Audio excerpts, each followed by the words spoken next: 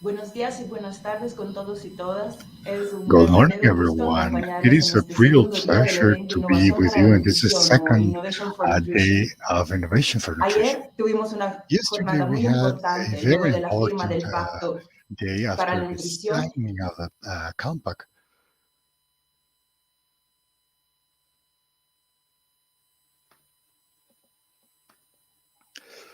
In Bogota, and participants connected from different places of the region in the world.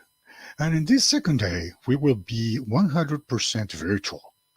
This event will be broadcasted publicly today and tomorrow through a webpage of innovationfornutrition.org and also through Facebook Live of the World Food Program in Colombia, WFP in Colombia, and the YouTube channel of the World Food Program.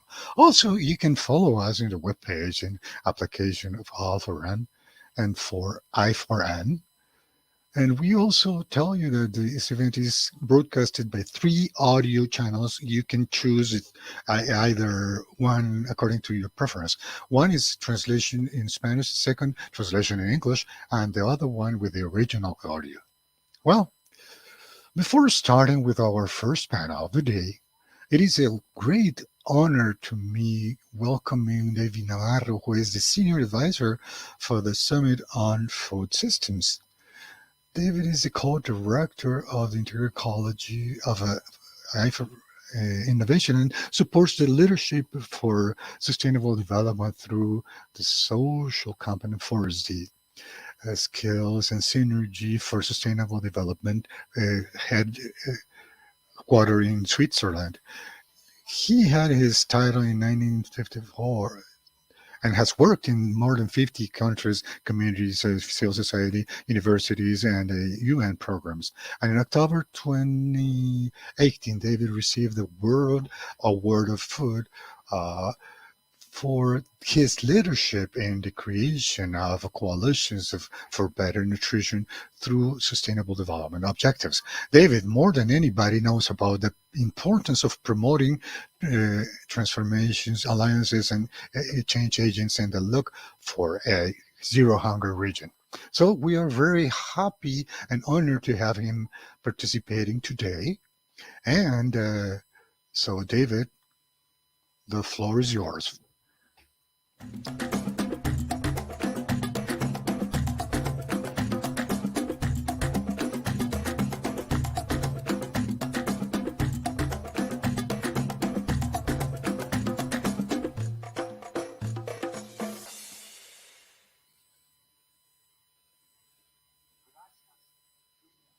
Thank you, Julia. Good morning, everyone. My name is David Navarro.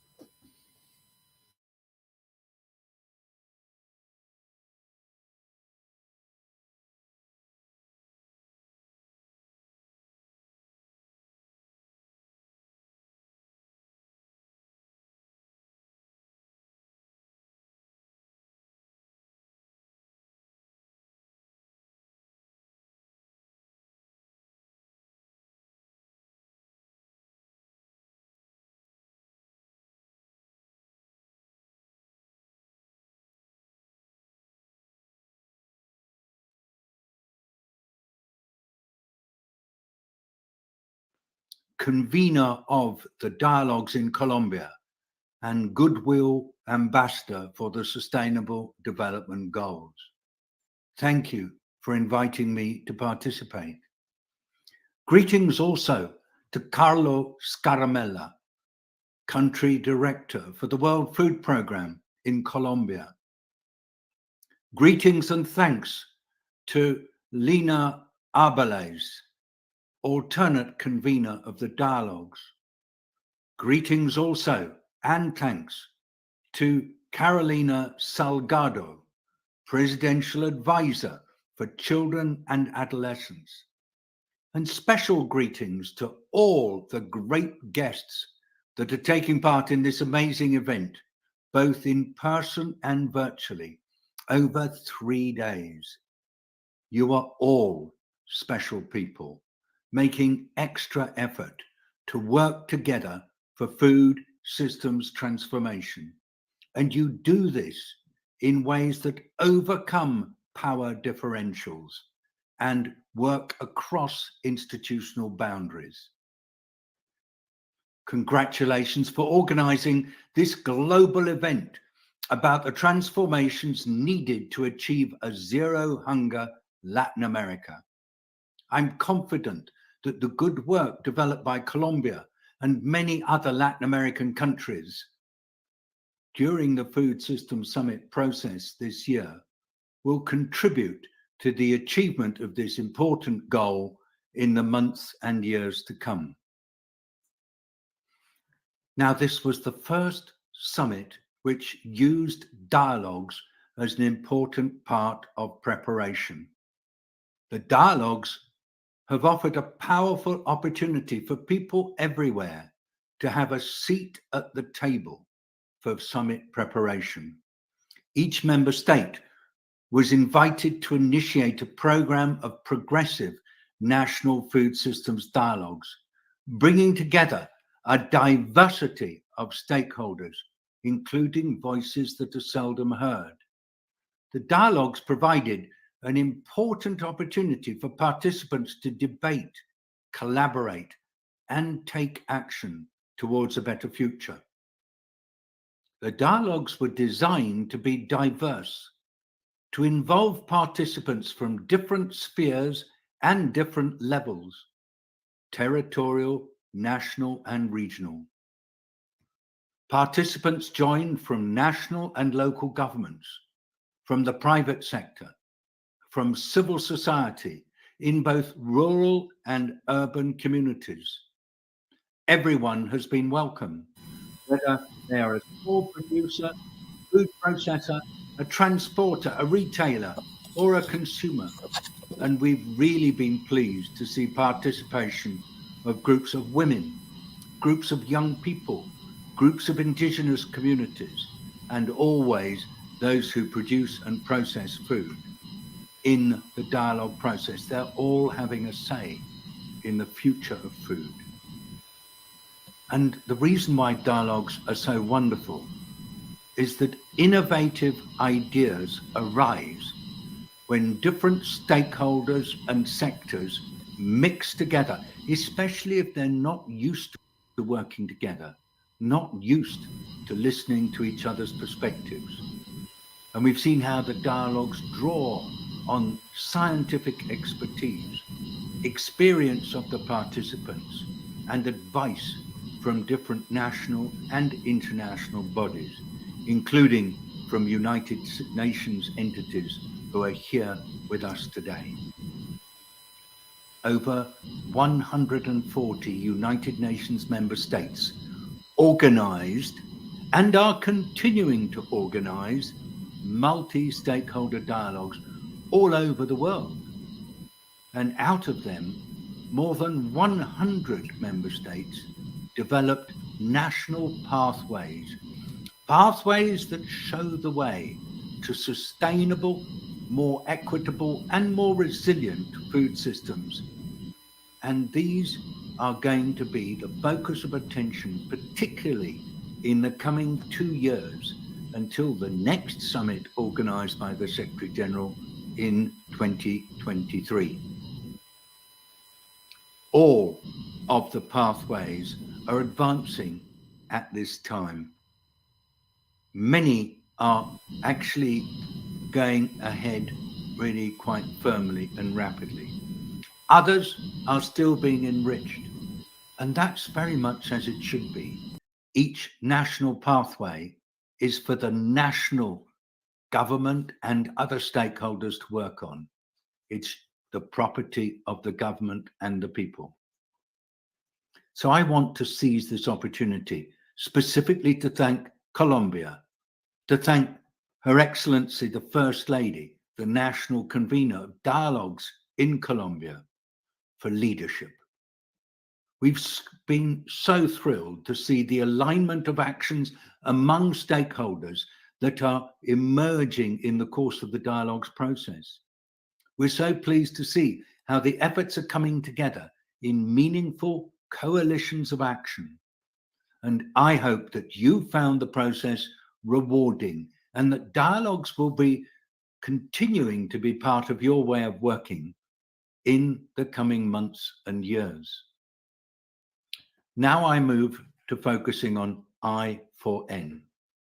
I'm delighted to be here today supporting the efforts of a visionary initiative, I for N, that is totally aligned with the process of food system transformation I've just described. I for N promotes a systemic change. It accelerates potential solutions, and it aims at reaffirming commitments in the fight against malnutrition in Colombia, in Latin America, and the Caribbean, at a time when the COVID-19 pandemic has impacted on the food security and the nutrition of millions of people worldwide, and your region has not escaped. And so I'm really pleased that I for N is promoting a regional pact on innovation for nutrition and food security being signed by Latin American countries all in the months up till the end of this year, in order to reaffirm commitment and leadership in the fight against hunger. I was so pleased to hear just now that already 7 nations have signed on.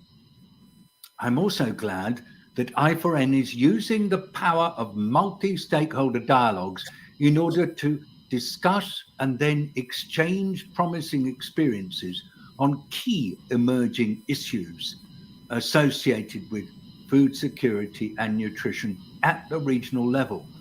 And you're going for the important issues: the migration crisis, the impact of the COVID-19 pandemic, and the reality of how food systems are working in the countries in Latin America. And now, since we're speaking about COVID-19, let me put on my other hat for a moment.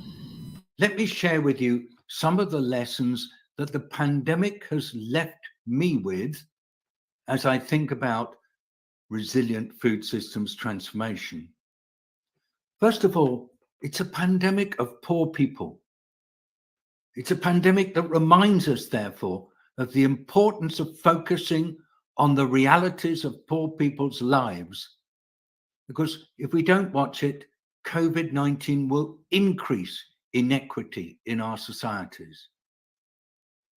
COVID-19 also reminds us of the fragility of food systems and the need to build in the resilience of people's livelihoods, as well as people's access to nutritious food at all times, because otherwise they will suffer when a situation like COVID emerges.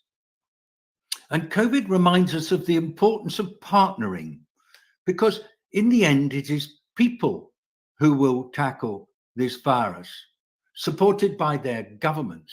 The virus is the adversary. People are the solution. And that means partnering with people at all times is so vital. And perhaps the thing that really matters to me is that COVID-19 reminds us that in international affairs, as well as in national affairs, fairness really matters.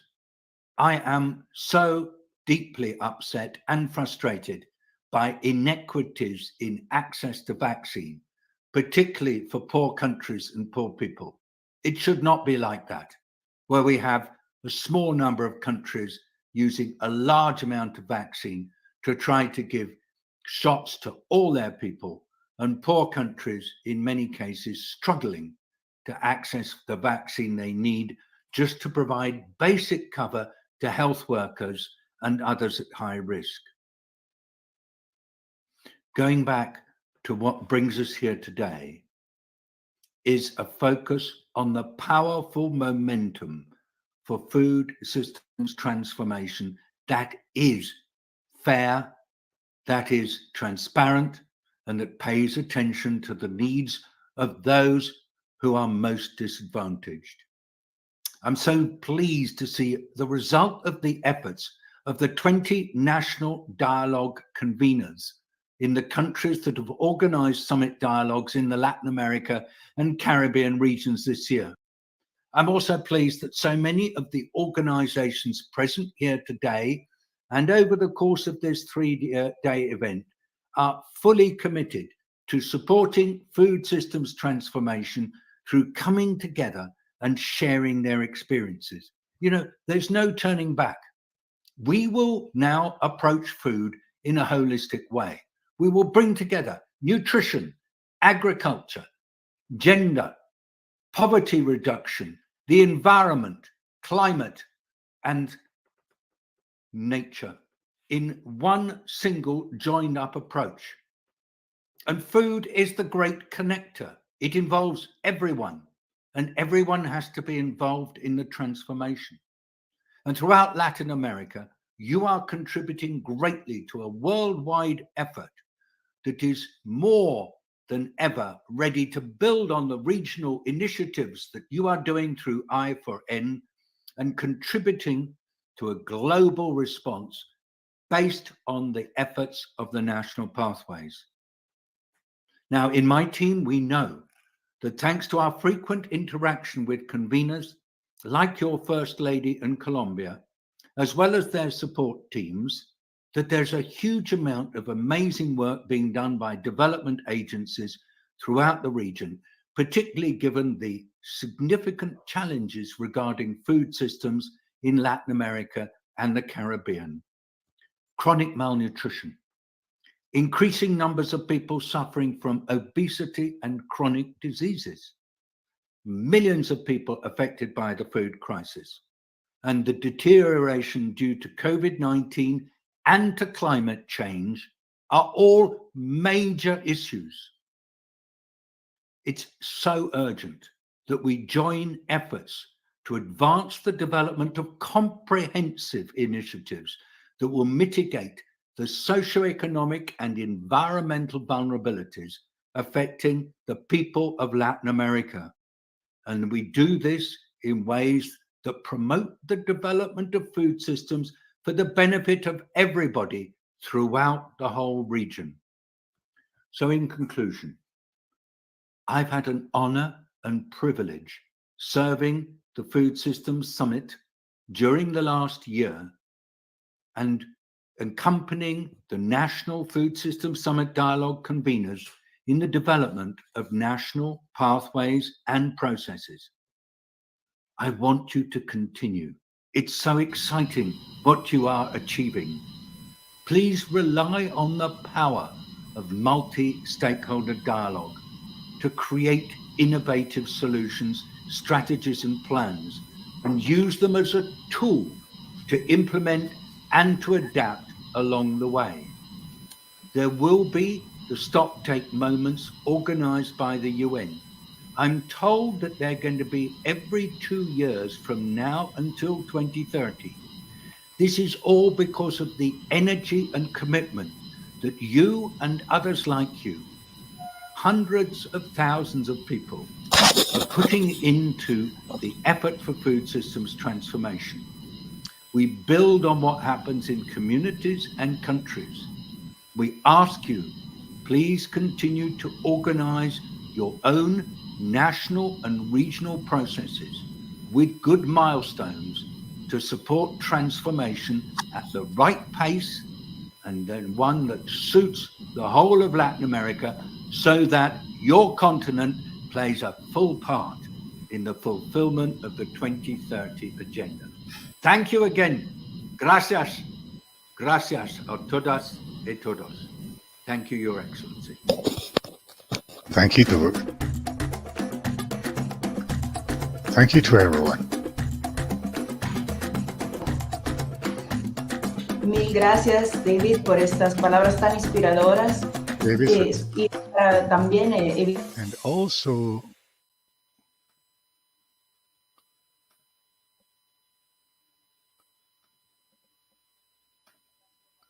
the transformations of the food systems and the strategic importance that the food systems have before the challenges of a world. This is not still post-pandemic. It's still fighting against these medium and long-term answers against COVID, and also those related to climate change. The significance of the vinculation of food systems with countries, communities, and national answers adjusted to specific needs. Thank you very much. And before getting into the discussion of the first panel, precisely, we would like to introduce you to some exchange agents of the transformation who will share their projects and objectives. And these people have generated transformations for a Latin America and the Caribbean, and with innovation, the only ones that have taken their communities so that those communities are more resilient, guaranteeing their food security.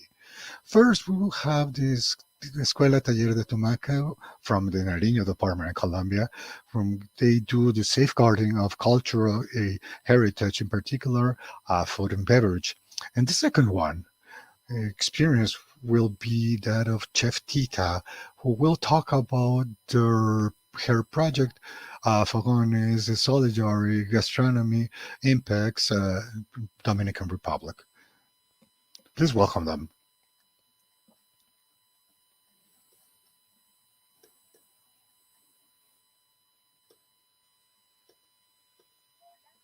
Hi, my name is Marcela Aragon Valencia from Tobacco, director of the Foundation Escuela Taller de Tumaco, and I want to share with you what we do in this institution. We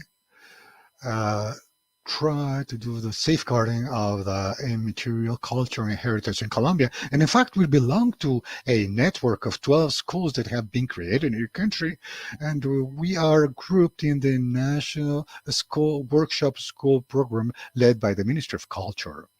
This process of safeguarding of heritage, we do it from teaching processes in traditional works like traditional kitchen, construction with emphasis in houses in Palafito, woodwork, pastry and bakery from the Pacific, cocktails with emphasis in beverages, artisanal and ancestral. These programs are targeted to populations and their vulnerability. I'm talking about youngsters between 16 and 30 which have been victim of violence and armed conflict. Inclusive, demobilize the young people who are in reinsertion and reincorporation programs. We're talking about Afro, Indigenous, peasants, mothers that are head of family. And one of our programs, flagship programs, which is the traditional kitchen, has allowed, given a lot of freedom to creativity to the time that is being recovered. At the same time, our basis of the food sovereignty. I'm talking about particularly what has constituted our diets, fish and seafood, our herbs, medicinal plants, and spices that are grown on the roofs. I'm talking about the products or the fruits and vegetables that are also grown in home orchards. We need the new generations, in general terms, make a evaluation of that knowledge, and that also are interested in continuing with that exercise of the recovery of tradition. Currently, we have young people, entrepreneurs who already have their restaurants, their fast food businesses, who are based on that traditional kitchen. And most likely we can say that this project has become a strategy of peace construction from this exercise.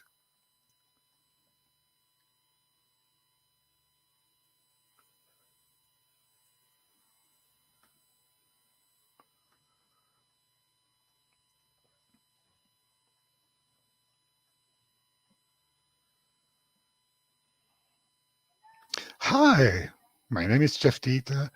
I cook of the Dominican Republic. Also, I rescue our gastronomic heritage, everything that they identify us as Dominicans. Here in our countries, we're working in a very interesting platform that is born from IMA Foundation, which is mine. IMA means a kitchen in Arahuaco and uses kitchen as a social change, how we can change through food to support the value chain, to help small producers from Dominican Republic to make direct purchasing, generate this movement in different regions of our country. With this foundation, we tend to do something more than cook. We try to achieve a social compact, and we found the movement of Fogones Gastronomía Solidaria, solidar gastronomy furnaces. Uh, we have what we do here is to use that kitchen to change and generate joy, and also to be able to supply the needs of the Dominican people. What we do is we work with a food bank, and we work with all the surpluses of the producers in Dominican Republic with public companies and private companies. And what we do is we cook for the most needy. In this case, in the case of pandemic, for people homeless, they didn't have any food. Also for hospitals, for the people who were providing their services, or policemen, nurses, the people who were working in the airports, and a movement that came in the Dominican Republic just to remain, to give a safe and healthy cook, also with products that they were about to expire. And what we do is we give them a new form to take that joy to each of the people who received us. And it has been a full movement. Marvelous that in our country, with this movement, we enter in social gastronomy, which is a worldwide movement of social gastronomy. We completed 1 million meals. And besides this, among all the cooks of my country, has generated union. Marvelous. We have never united so much with this, like with this movement, because we have the same objective and we go to the same direction.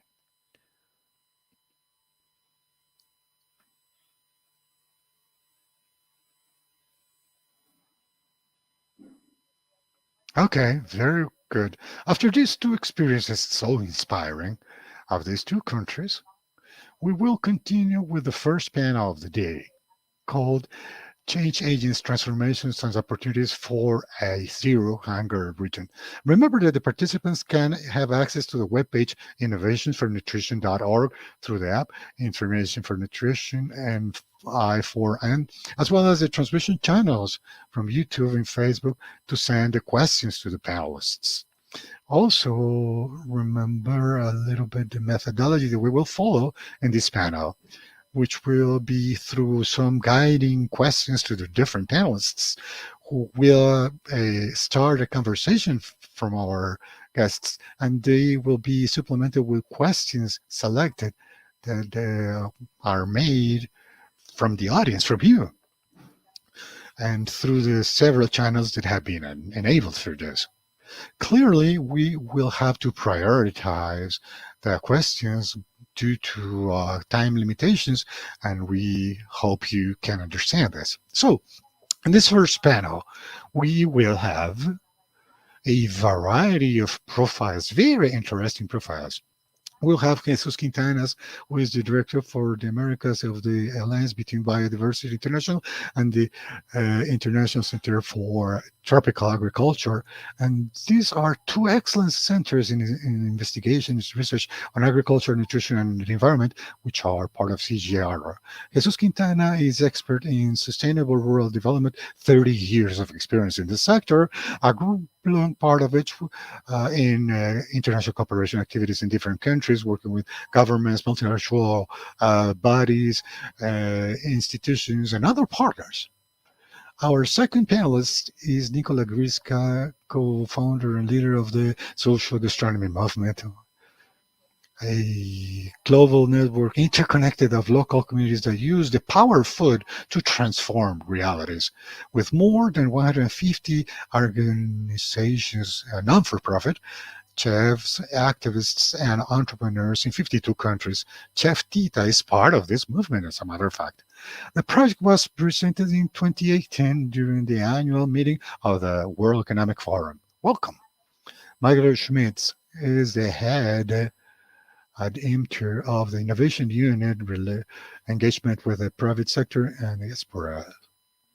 From 2015 to 2021, has worked as Vice President of Philanthropy and American Refugee Aid, and in the alliances area with the organization International Plan with Women, among other organizations, is an Master in International Economy, studying in Johns Hopkins University. And finally, I would like to introduce Fernando Peirano, who is the president of the National Agency of Promotion and Research of the Technology Development and Innovation from Argentina. He has worked as a subsecretary of policies in science, technology, innovation of the nation, and has worked as consultant in projects for CEPAL, the B, and others.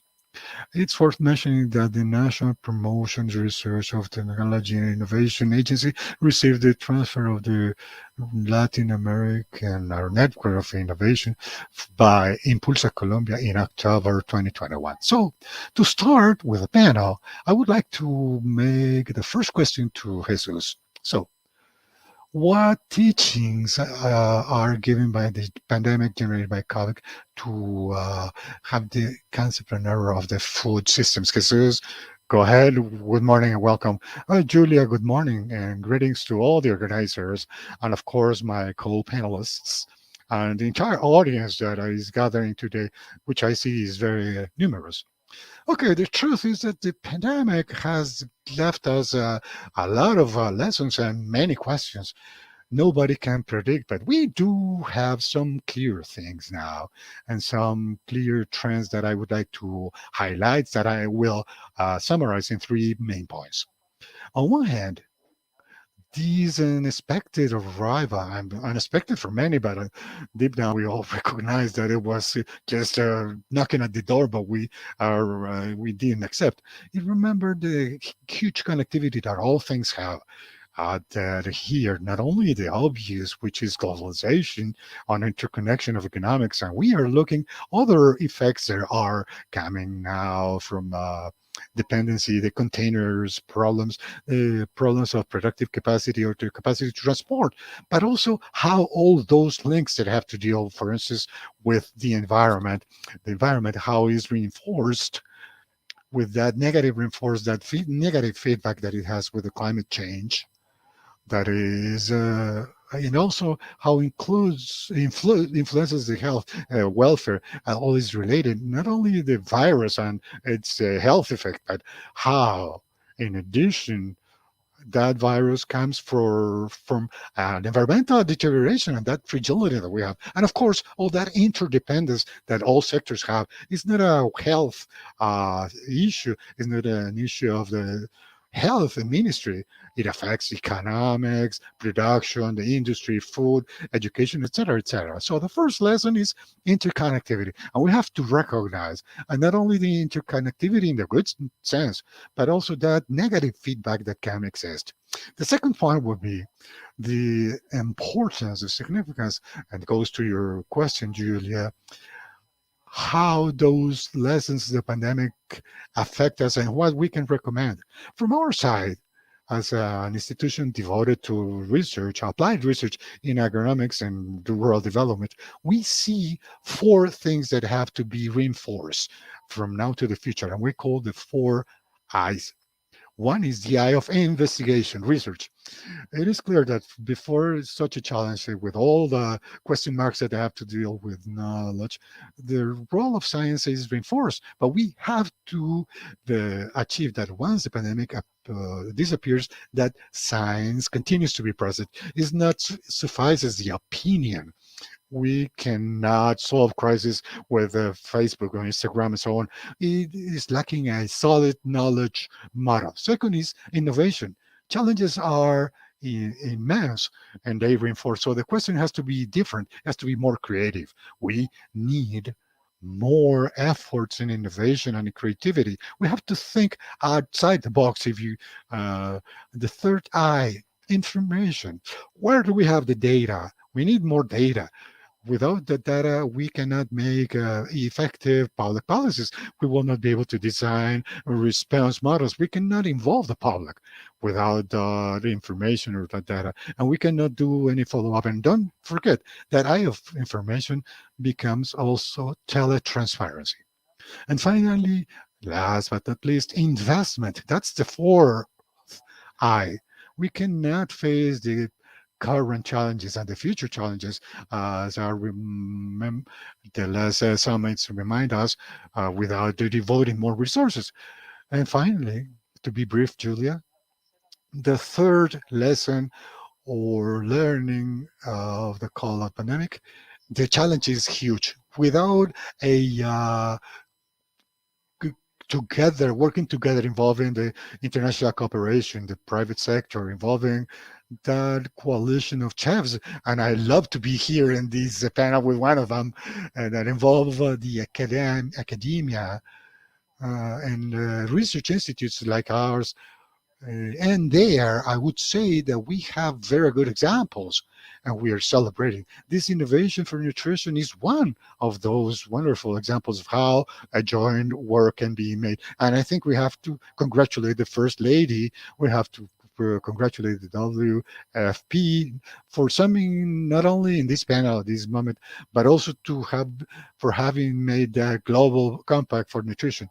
Another is the joint work with congratulate the ICVF, the CSAN, that intersectorial commission that sits different actors, say very positive things that are needed at a national level, inclusive internally by departments or regions, but of course that leadership and that union of all the sectors at a regional and global sector. That's it. Thank you, Julia. Thank you very much, Jesus, and for this call to the four eyes: interconnectivity, innovation, information, and investment. I think are very key points that you are mentioning, and also to a multi-actor work and multi-sectorial coordination. You have made critical points. Thank you. Now I would like to ask Nicola, how innovation connects with the food systems, with the sustainability, nutrition, and inclusion. Go ahead, Nicola.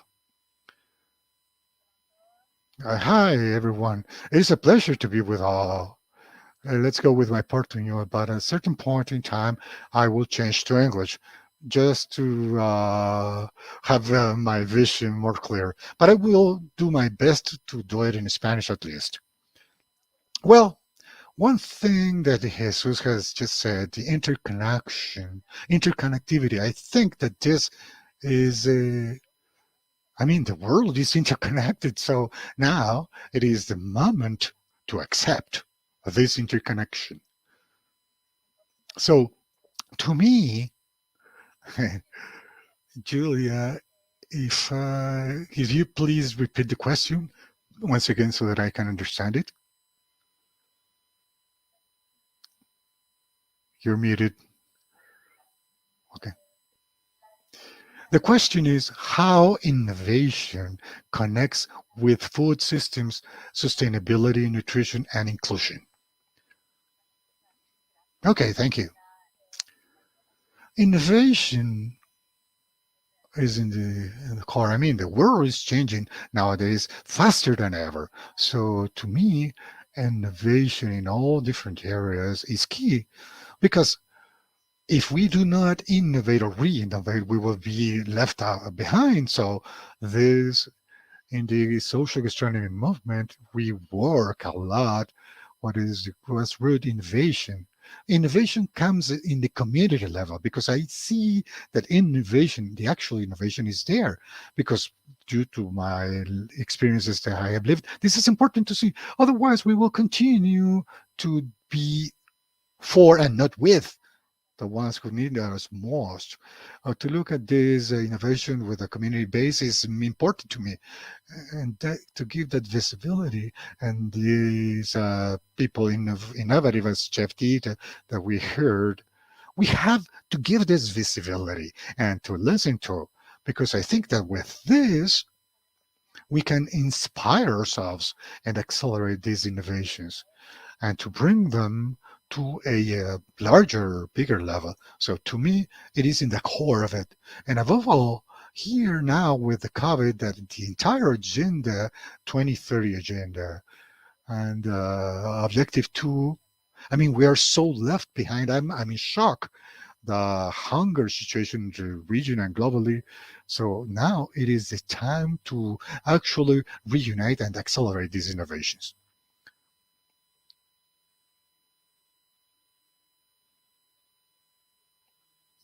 Thank you very much, Nikki.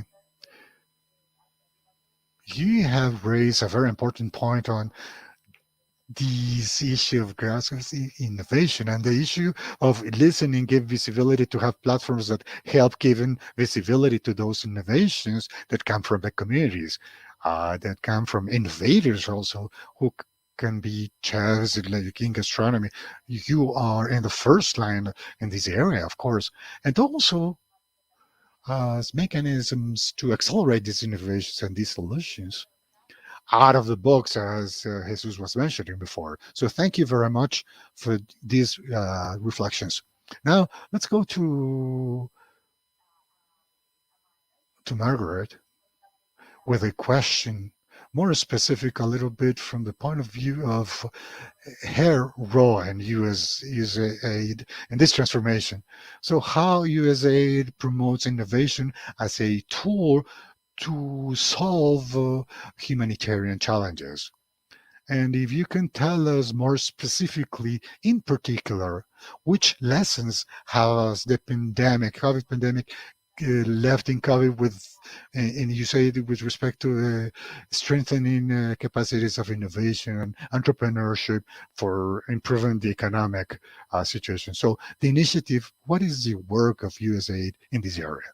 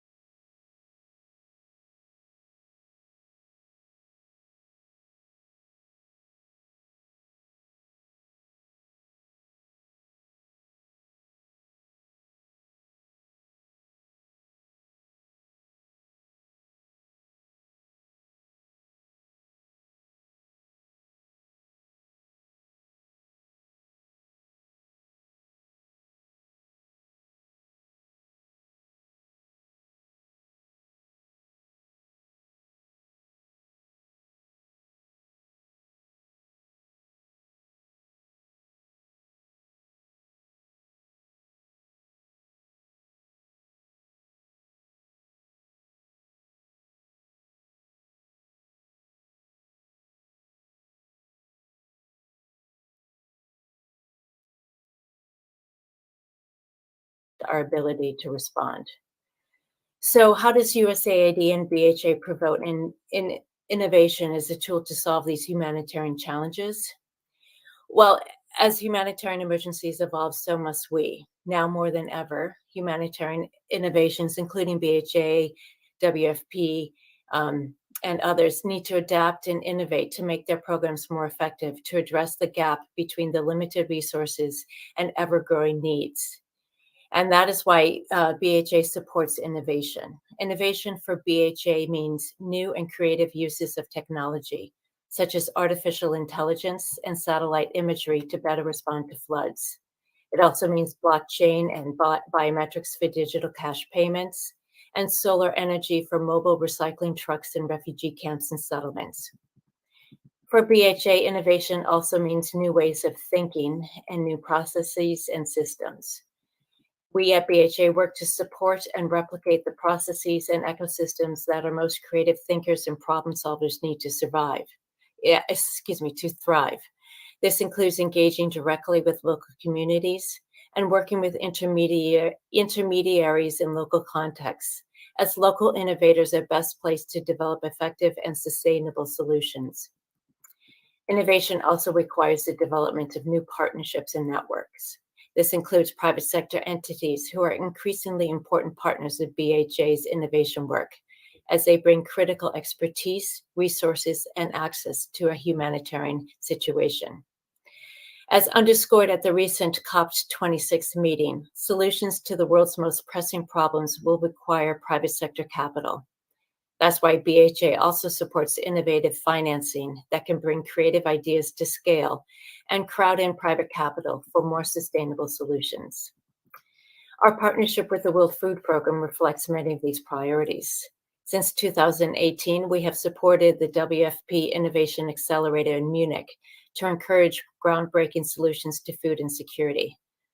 As many of you already know, the Innovation Accelerator sources, seeds, and scales innovations that work toward the goal of zero hunger by 2030. The accelerator also engages the private sector, as we support, to support communities in building the requisite skills, knowledge, and incentives that enable local systems and markets to become self-sustaining. This work also includes supporting entrepreneurs at the early stage to develop innovative solutions to address gaps in current efforts and to take on the greatest challenges to food insecurity. BHA is supporting the new East Africa Innovation Hub that WFP began this year, and we are also looking forward to hearing more about the Innovation Accelerator that is getting off the ground in Colombia. Regarding COVID-19, we are all very familiar with the impact that COVID has on food supply, food insecurity, and hunger around the world. It has severely affected food production, availability, and purchasing power. Simultaneously, varying measures to contain COVID-19 has sharply curbed economic activities, and this has resulted in significant job and income losses, particularly in the informal sector. Unemployment has vastly increased in many places, while remittances that many vulnerable people rely on decreased. Economic shocks, mainly stemming from the COVID-19 pandemic, were the primary factor behind pushing over 40.5 million people into food insecurity. Unfortunately, as we continue to fight the pandemic, worsening food insecurity is expected to continue into 2022. We also know that we cannot end the global pandemic by only tackling the disease itself. The pandemic is a multifaceted and complex humanitarian, development, and economic crisis. It requires an equally complex, multidimensional response. To prevent the next pandemic, the global community needs stronger systems to address future threats. We therefore must invest in and strengthen global health, economic, and humanitarian systems before pandemic strikes. This requires creative ways of thinking and the adaptation of new ideas, processes, and partnerships. In short, we need innovation. Since the beginning of the pandemic, BHA and its partners have done just that, developed new approaches to existing programs, and designed new interventions to fit local needs and improve readiness efforts around the world. For example, BHA has worked with WFP to adapt emergency programming, from consolidating food distributions and promoting hygiene prevention to the use of take-home rations. BHA partners have also adapted nutrition programs to treat wasting by adopting simplified and innovative approaches, including the family MUAC approach in response to the pandemic. Many of these approaches have promising potential to scale up wasting treatment. Clearly, virtual programs are also part of the new normal. As a response to the limitations brought on by the pandemic, BHA also supported virtual platforms to provide lactation support and infant and young child feeding counseling, which afforded women critical support during the first months of their child's life. Our private sector partnerships have also addressed the challenges posed by the pandemic. We are engaging with private sector stakeholders to drive improvements in food safety and nutrition quality, and to reduce the potential for unhealthy foods to displace nutritious foods in the markets. The private sector also plays a role in driving consumer demand for nutritious food products and to taking innovative solutions to scales. The creative forces of entrepreneurs are already in force, working to solve systemic problems in food supplies. To address the economic fallout and encourage recovery after the pandemic. We need entrepreneurship, the intersection of innovation and the private sector. As we look to the new ways of thinking, new technologies, and new products that will address current economic challenges, from supply chain issues to workforce safety, many of these solutions will come from entrepreneurs. Entrepreneurs also create jobs, often in the informal sector, which has been devastated in many places by the pandemic. As I've already noted, BHA supports entrepreneurs and innovators, as well as the environments that they need to thrive. We will continue to support these communities and creative thinkers to create the solutions to our most pressing problems as we look to rebuild the world after COVID-19. Thank you very much. Muchísimas gracias, Maggie. Thank you very much, esa Maggie. respuesta muy Very articulada articulated a varias answer. soluciones. I can capture some of the elements that you have raised. There were several very relevant elements. One first point is on innovation in processes and systems. So a brand new way of working before new challenges, which are incremental and have been exacerbated by COVID. A second issue is also a work with intermediaries at the local level, the involvement of communities, but also platforms that promote innovation. You have mentioned the work with several accelerators of innovations, innovation hubs, including the Munich Innovation Hub with the WSP. Other issues that you have mentioned are investment ones, and to increase investment in the preparation of the systems, particularly in systems, health systems, for instance, but also social protection systems or preparation before emergencies, and also a investment in creating new opportunities of livelihoods for vulnerable groups, in particular, pushing entrepreneurship, and with initiatives that also, once again, look at different ways, innovative ways of doing things. This is a new way of working, and those programs. I hope I summarize your several points that you mentioned. Thank you very much for all those reflections, Maggie. And now we will go to Fernando with a brand new question, which is which innovative actions to face can you identify to face these new challenges? Should they be promoted from different sectors? I mean, in particular, from your perspective, professional, and with your role. The floor is yours, Fernando. Well, thank you very much for this invitation. Congratulations for having generated this environment of encounter and of work on a core issue where we can combine in nutrition with innovation. Latin America is seen by the world as a source of proteins and oftentimes a source of food. At the same time, we have to build an image of Latin America as it is, a strongly unequal continent where there is huge wealth of proteins with many people that don't even have the minimum nutrition standard. So I think that in this sense, the first innovation is politics. I mean, in this sense, it passes from combining elements that we already have. In the Argentinian case, we have to combine our natural resources. We have a significant wealth in that with our productive tradition, with our system of industrial capacity, our agriculture, our services, and the capacity of our scientific technology incentives. The challenge then it is to grow and to increase, to escalate the stairway of proteins. I mean, to pass from the green proteins to the red proteins and from the red ones to the functional food.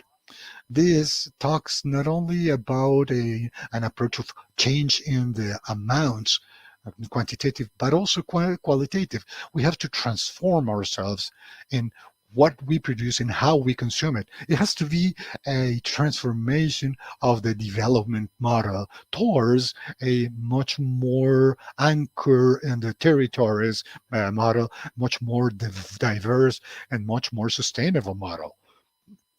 This sets the guide of President Alberto Fernandez here in Argentina with some initiatives of the highest political level at this point. We started this government before the pandemic, creating a table of fight against hunger in the country, involving actors of the civil society, of the academia, the entrepreneur, the enterprises, labor unions, 360-degree view of the issue of food, and science and technology was called to collaborate with creative ideas. That very same formula of working by missions was applied in the COVID environment, which was imposed by emergency, where the scientists of the country left aside their work agenda to focus on the construction of solutions before the problems that were imposed by the pandemics. A pandemic that flooded us in a crisis that went way beyond the health problem. And this gave a different moment for science and technology. Let's think that the main link of science and technology with food is given after the Industrial Revolution, generating mass food, low cost food that require little conservation. That generated low nutritional quality food, mass but low quality. Now science and technology are being called to do another thing, are being called to solve that gap between abundance and scarcity, and is called to build capacities in the industry and beyond the industry, and also to be able to know how to push these changes from regulation. In Argentina, nowadays, it has been issued an act, a bill of front labeling that changes the competition in the side of the entrepreneur. There is a bill of bottles impacts, he's using the ancestral knowledge. I mean, we have a lot of nutrients, a lot of food that are not valued, that are not known in their qualities. And I can give you some examples. We are working today with quinoa. We're working with for instance, shacom. Those are foods that weren't ancestrally known, that have some nutritional capacities that science and technology has to put or to give a value. And we have to build from there an industry for a consumer that is way more demanding, that values much more the traceability, the source.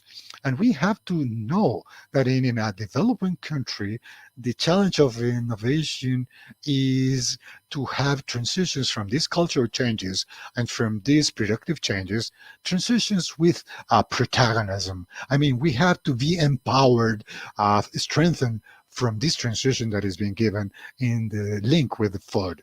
And to close, I want to mention that development is a challenge of, above all, creating new actors.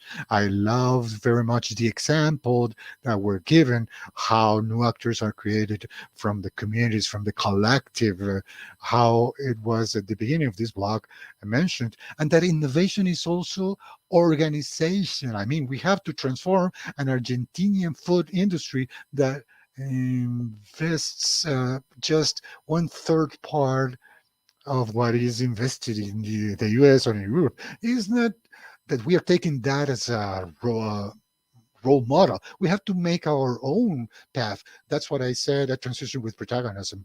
But we also have in a 45 million people country, you have 5 million people who are working in the popular or social economics environment, organizing cooperatives. We have to give them tools so that the effort they make can have an added value, an increase in productivity, and above all, to leave aside an absurd thing that we see, which is that many basic food, the cost is explained more by the freight than for the contribution of the natural resources and work. We have to go towards short circuits to value that capacity of the territories to be sustainable, to assure or guarantee food security. So the challenges are many industrial, they are social, they are cooperative. I mean, they are from the territories. As I said, we have to forge a brand new development model where, without any doubt, this vector of food together with the energy transition, the health, the digital transition in a system more sustainable with 5 vectors today are part of our agenda of transformation with the highest level support and politics. I mean, and we want to share it with all the innovation agencies in Latin America. Well, thank you very much, Fernando. Very good points that you are presenting. A true call to a substantial change in the models, productive models, but not only for production, but also for consumption. There is idea of, say, at a food systems level. I mean, changes in what it is being produced, how it is being consumed, what is being consumed, and with a more inclusive model, more localized, with some, say, a relation with short circuits, the involvement of local producers, and also solutions at a macro level, intersector, as you have mentioned, the fight against hunger in Argentina. So these approaches that involve different sectors, government sectors, and other groups who are involved in the production, the private sector, the academia, to be able to promote this transformation at a systemic level. And you also mentioned a lot of initiatives, very interesting, to change the regulatory frameworks at a country level that can create and generate this transformation. In particular, you mentioned the late of forum, the late of packing, also some recuperation of ancestral knowledge that can be incorporated in the economy, and this economic also to rethink. So very important points. Thank you very much for these points that you brought. And now, before ending, as a way to make like a final summary of all this marvelous panel that has provided many ideas to the table, a last reflection, an idea by each one of you, please, to leave our audience on how we can use innovation to accelerate the zero hunger goal in Latin America and the Caribbean. So we start with Jesus now to do the whole round. One idea, 1 minute for our audience. Thank you very much. The floor is yours. Okay, Julia, thank you very much. And fantastic, the panel. Many ideas have come that complement each other and are deserve to being taken into account and re-escalated. An idea on this is difficult to conclude what we need the most. It's clear that we have to insist more on what I have said before and my previous point, taking into account interconnection, that integrality that we need. It's difficult to stay only in one point, but I would say that innovation has to be based on science, sound and solid research based on methods. But I would insist upon 2 important things that I believe. Beyond the role of science per se as data generator, knowledge generator, and of course as accountable, I would say in one part, we have to work together. And the key of the idea of coalition, joint work and coordination is fundamental. The challenges are fantastic. We have ideas in one sector and another, but if we don't involve different actors in each nation or territory. And after, outside this, since we are in this fantastic example, so a world finance or international, USAID, and of course the nations represented here in the panel by Argentina, the private sector, also the own creators of opinion or people so respected as the chefs now, which is a unique opportunity of that social cook or kitchen that somehow I represent. That idea of a coalition, we need more coordination, and I insist this example of innovation for nutrition where we sat a lot of actors in the country but pushes the big compact is a fantastic example. And well, I think that's the idea, the fundamental idea. And then we have to increase investment. I mean, challenges are very huge. We have to continue to innovate, but to innovate we also need human resources, talent. We need to attract that investigation capacity, that researchers and also doctors, and to do things that involve resources. And I will give an example with that, Julia. I promise my 1 minute and some. Don't blame me on that. More than 1 month ago, we presented a biofortified seed. This biofortified seed are those, in this case, was rice with zinc. I mean, that have more preparation to the deterioration of the climate change, with a less use of water, but short nutrients. The important here is a contribution. It's very technical, but it's important for the children and people in Colombia when it is used, they improve. The important thing is that it was a joint effort. Have international cooperation, the Colombian government, we as researchers, and the CGR, uh, Federos, which is the Association of Coffee Growers in Colombia, the University of Colombia. Here, the important point, also the very own small rice growers who were asked to grow, test, and consume that.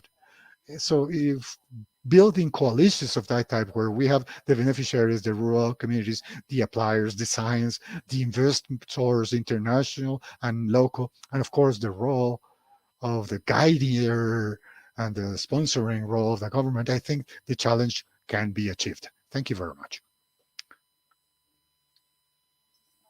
Thank you very much, Jesus. Very good points. So to recap, focus is based on evidence, including coalitions and greater coordination, and also involving the communities, the producers, the final users also of some of those innovations, to be able to have feedback and this out of the box thinking, and the increase in investment, particular of thinking of talents, capacities to be able to promote that transformation. Did I catch your points right? Okay, very good. Let's go to Nikki. Nikki, go ahead. Well, first of all, I love that each one in the panel talked about collaboration, reinventing, and in general collaboration, interconnectivity that Jesus mentioned since the beginning. And that, to me, is my point, because innovation is emerging and can come from different sides, unexpected. Nobody has all the answers, right? And for that reason, we need to collaborate. And to me, what is needed the most is to create these ecosystems of innovation where each one plays their own role. It is not the same role, and that is also important, that not each sector needs an answer. I mean, all the answers, but each one has expectation. And if we join them in this ecosystem of innovation, I think that a lot of innovation and many solutions will be emerging without planning. You see? And this, once again, I want to say an example. I'll give an example. And I will give an example from Colombia this time. We in the social gastronomy movement, we have a program which is a collective impact. It is a program that is being piloted in several places of the world and in Medellin, Colombia. And there is a group working by the Universidad de Antioquia, Platos Sin Fronteras, which was one of the organizations of the movement, and together with the private sector. And with this group, they are agreeing upon creating a space to have all the voices and truly to listen. We need a safe place. It is not true. I mean, it's not easy. And the truth, the inclusion that many of you talk is not easy. So that's the truth. It is important to know that all the voices are listened or heard equally. That is not the old narrative that we create, a brand new narrative. And for this, we have to give agendas, egos, and everything outside and to get to the table because the table has that beauty. All of us are the same level, regardless of who we are. We are looking at our own eyes and we create that space to listen to voices. That's where it starts, I believe. So to me, that example of multi-sectorial to create an innovation system, and once again, the core of all this is people with experiences of life. Because if we go to the old narrative to do for and not with, and that's why I choose that example. In Medellin, and the past, it was made listening and working with the communities. We innovated a lot. So we have a brand new opportunity once again to re-innovate this narrative together with the community through this program. Thank you very much, Nikki. Other very complimentary points to those of Jesus, building on these inclusive coalitions. You talk about innovation ecosystems and the involvement with people in the center of innovations with different perspectives that play a fundamental role with their diversities, and at the same time the issue of doing with and not for. Those are key points of this issue of promoting innovation that is transforming truly. Thank you. So we continue with Maggie.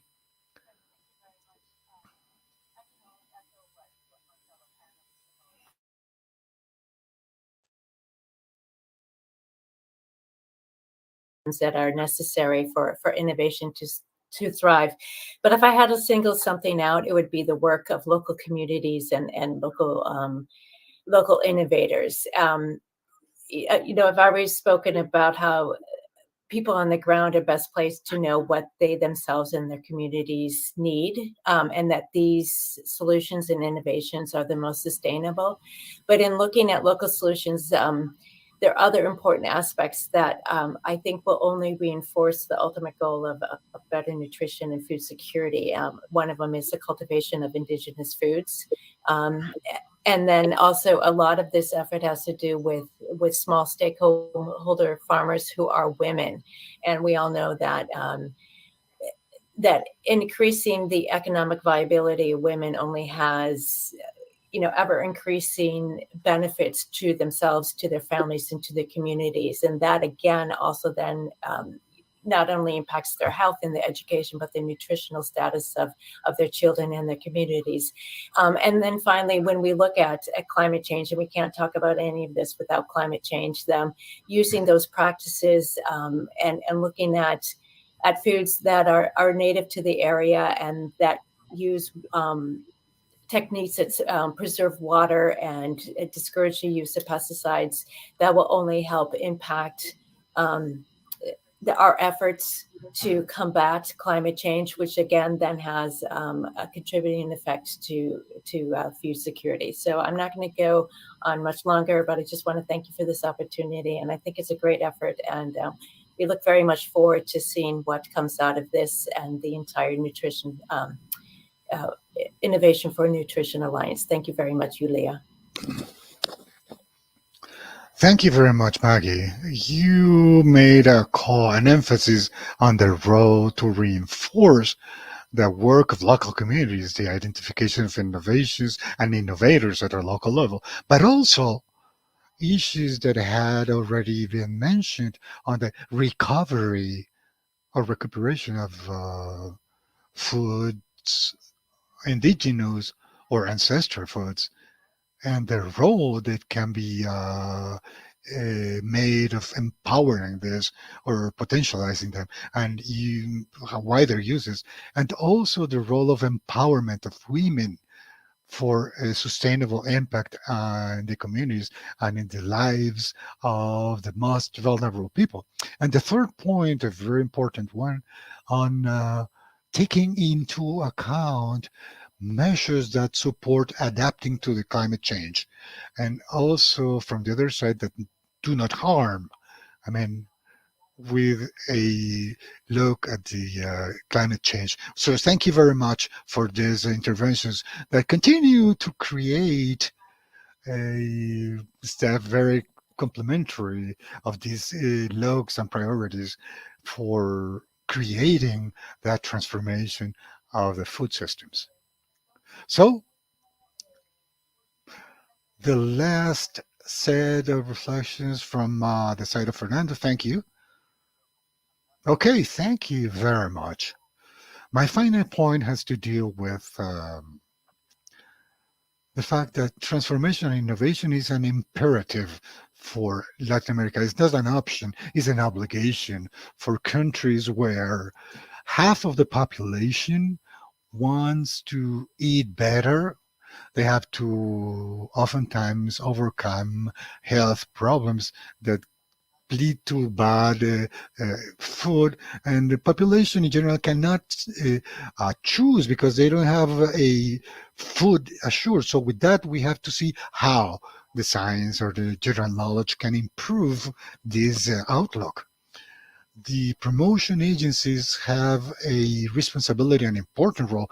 We were discussing it in the framework of our rely. We know that we make the future, and we have to put the future towards an inclusive scenario and scenario of overcoming these limitations. And this most likely has to be supported on two reflections. Has to be supported on the learning that the pandemics gave us. To have science and technology systems is an advantage for any society that has to overcome urgent and deep challenges. Science and technology have science and technology is without any doubt not luxury, but a tool. And the second reflection or the second point is to drill down on the role of science and technology. They are not synonym. We mention them in general quickly and together, but science can be governed, can be promoted from curiosity. Technology, on the other hand, requires definitions and priorities that are political. We cannot advance in all roads at the same time.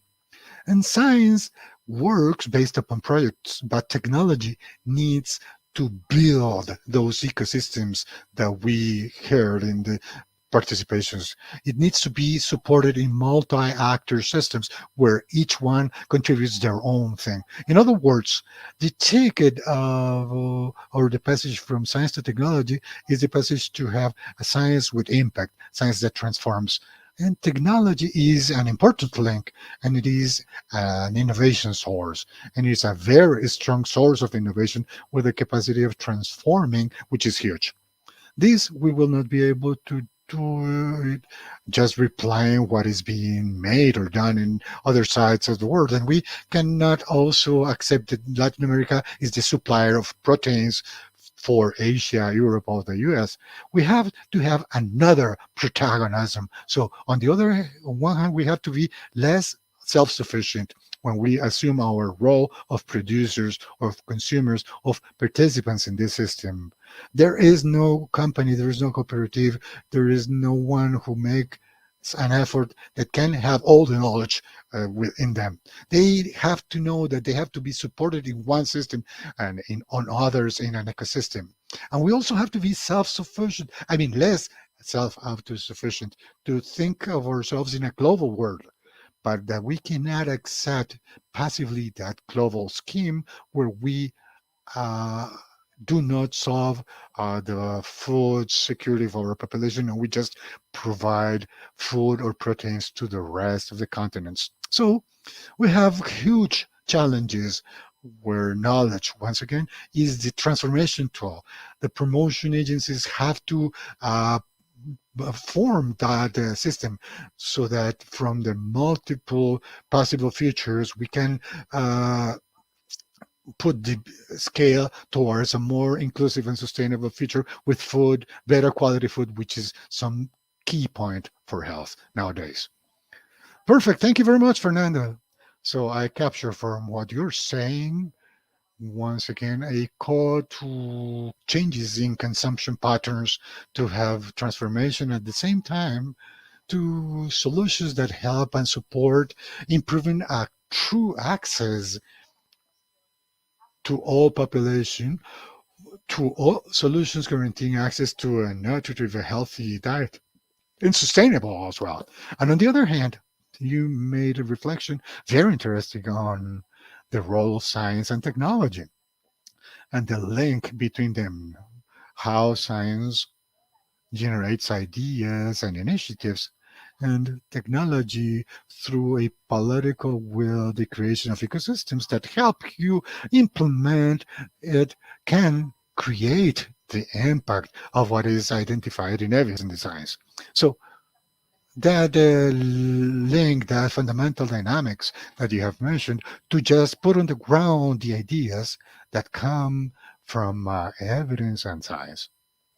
And also, you talk about solutions adjustable to regional uh, groups, but interconnected at countries and region level. That is again interconnectivity for, for these transforming groups. So, well, I think thank you very much for these reflections, final reflections of all of you.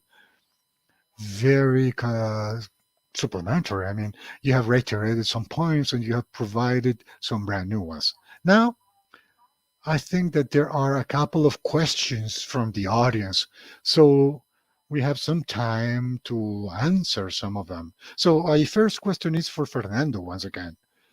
And it is now that you are the president of the RLI network, how do you see the joint work in terms of assuring the part of nutrition with the uh, support of RLI? Well, precisely, I was referring to the challenge of building a brand new movement and the promotion agencies of Latin America, and to be able to push the creation of new actors that construct, that build these ecosystems. I think that I also mentioned that this idea of food security is not something we will solve from isolation, but from the awareness that we cannot be self sufficient, that we have to build these networks that, if they are regional, will be way easier to overcome the challenges. So, in that, we are focused in building better and powerful, more powerful institutions to guarantee a transition with a protagonism. Okay, thank you very much, Fernando. Here, I don't have any more questions for the panel from the audience. So I think that perhaps we can make some final reflections, I mean, or ideas to close this marvelous panel, and also to truly thank all the inputs that you panelists have provided us, very innovative perspectives of the work that has to be done, full of challenges in the future, but full of opportunities as well. So, what I have captured from this discussion today is first, the point of the need to have interconnectivity. I think all of you have talked a lot about interconnectivity and coalitions and multi-sectorial approaches and multi-actor beyond sectors, I mean. And that truly, for a transformation this process has to be made differently to be truly more inclusive. So the issue of reiterating Nikki's point of doing with, and the issue of how these coalitions generate new ideas, because they involve new actors that not necessarily had the same voice or visibility previously. Another subject is solutions that are based on evidence. I mean, evidence that is subsequently applied to an ecosystem, and an ecosystem that is linked to a political will and a series of institutional mechanisms that then support these transformations at a systemic level. And I think that we talk about investments, the need to increase resources, capacities, talents, skills that help these types of transformations at the level of all elements and food systems aspects. And a last point that I will mention also is people, the preparedness of the systems and integration between systems. It was talked about integration between food systems, health systems, and the regulatory framework, normative frameworks for this issue of sustainability and the long-term impact. And last, with the aim of putting people in the core of these transformations and innovations. I will just leave it here. I think very, very interesting points have come up from this panel, for an issue of solutions towards the future. And so, thank you very much once again. And I think that we can continue we can close this panel. And then we move to the next steps.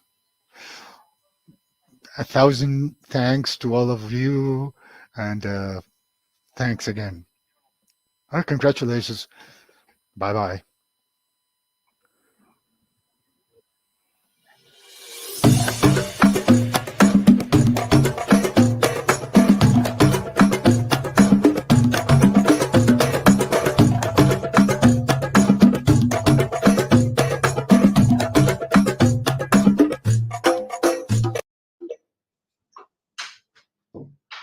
Bienvenido de Welcome vuelta. back. Entonces, So ahora here después de I este will, fabuloso panel, after this wonderful panel, lo vamos a invitar will a escuchar el listen mensaje to de a unos de los grupos message musicales of también que nos están one of acompañando el día de groups hoy that accompany a today este to evento de this Innovation for event of Nutrition, Innovation for y ellos Nutrition, vienen de la región, and they de come la región from amazónica the de Colombia, Amazon region y from más Colombia, específicamente del more departamento de specifically from the Department of,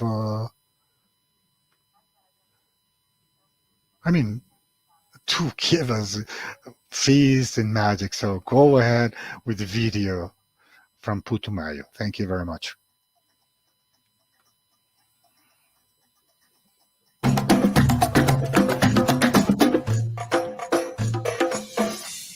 Los saludo I desde el greet you valle de from the Valle de Simundoy, Simundoy, sur the de south of Colombia, Colombia, desde from where donde con nuestra we know música queremos music, want to representar represent nuestros saberes our territoriales y a territorial través de las knowledge, semillas, and through maderas y cañas, these roots, ser y to representar be and to una ofrenda a represent nuestra Madre Tierra. one offer to our Exaltamos las Earth melodías de Mother. la selva, We aires highlight aires colombianos music y la Colombian música andina latinoamericana. and Andean, Nuestro Andean compromiso and social Latin con American nuestro music. país Our social y la commitment with realidad our country latinoamericana and at Latin es American level visibilizarlas y is to exaltarlas. to give view and to highlight them,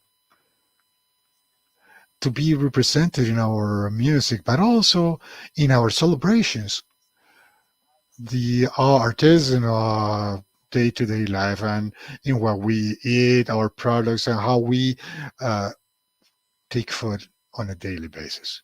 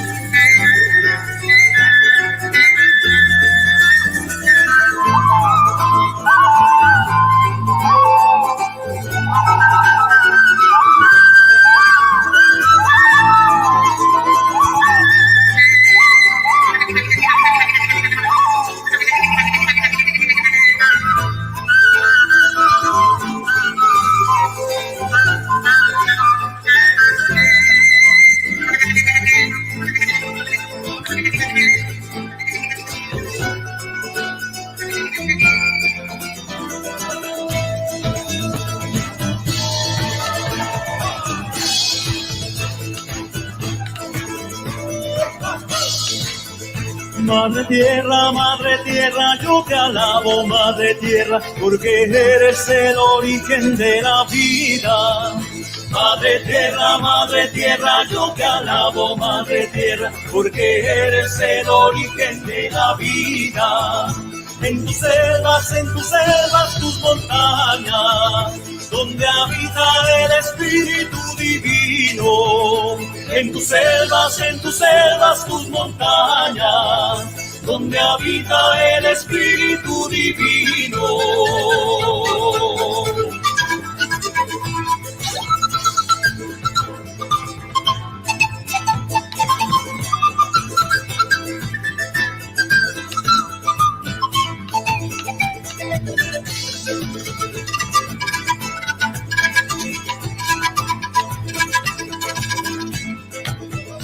Madre selva, yo te alabo, Madre selva, porque eres el origen de la vida. Madre selva, yo te alabo, Madre selva, porque eres el origen de la vida. En tus selvas, tus montañas, donde nace el aire puro que respiro. En tus selvas y a tus ríos, donde nace el agua pura que bebemos.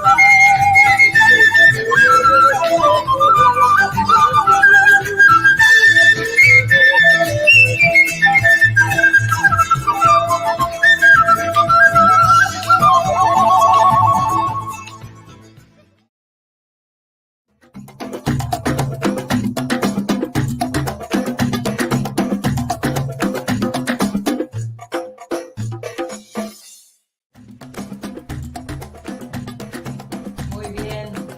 Después de esta muy linda intervención musical, pasamos a la... Okay, after this musical intervention, we will have a session focused on public interventions or private and the role of civil society to close the gap of nutrition.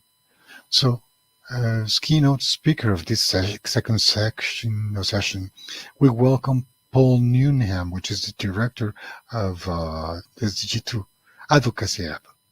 This initiative joins NGOs, defense groups, civil society, and UN bodies to coordinate campaigns and promotion at a worldwide level to achieve this.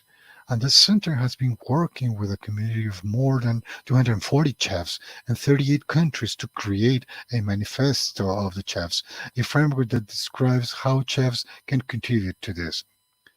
So, in addition to this, it developed a global platform, Food for All, for the world food community agriculture with high quality and high participation of the sector. So, another pioneer of transforming approaches who will talk. We are very thankful and happy to have him participating. Paul Newman, the floor is yours, Paul.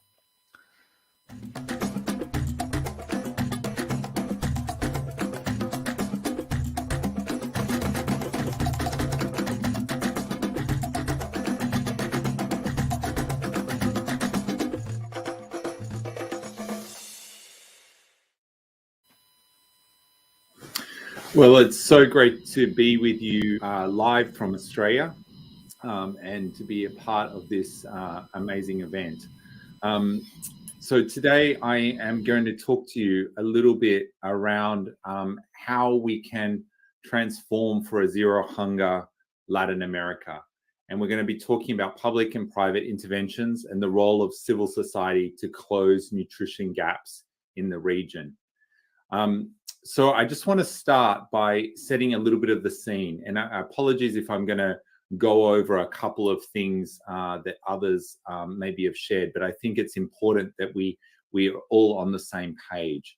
And so if we have a look at the Sustainable Development Goals, these are the goals that the 17 goals that every country in the world signed on to, that basically have a plan for how we're to achieve and address some of the biggest issues we face.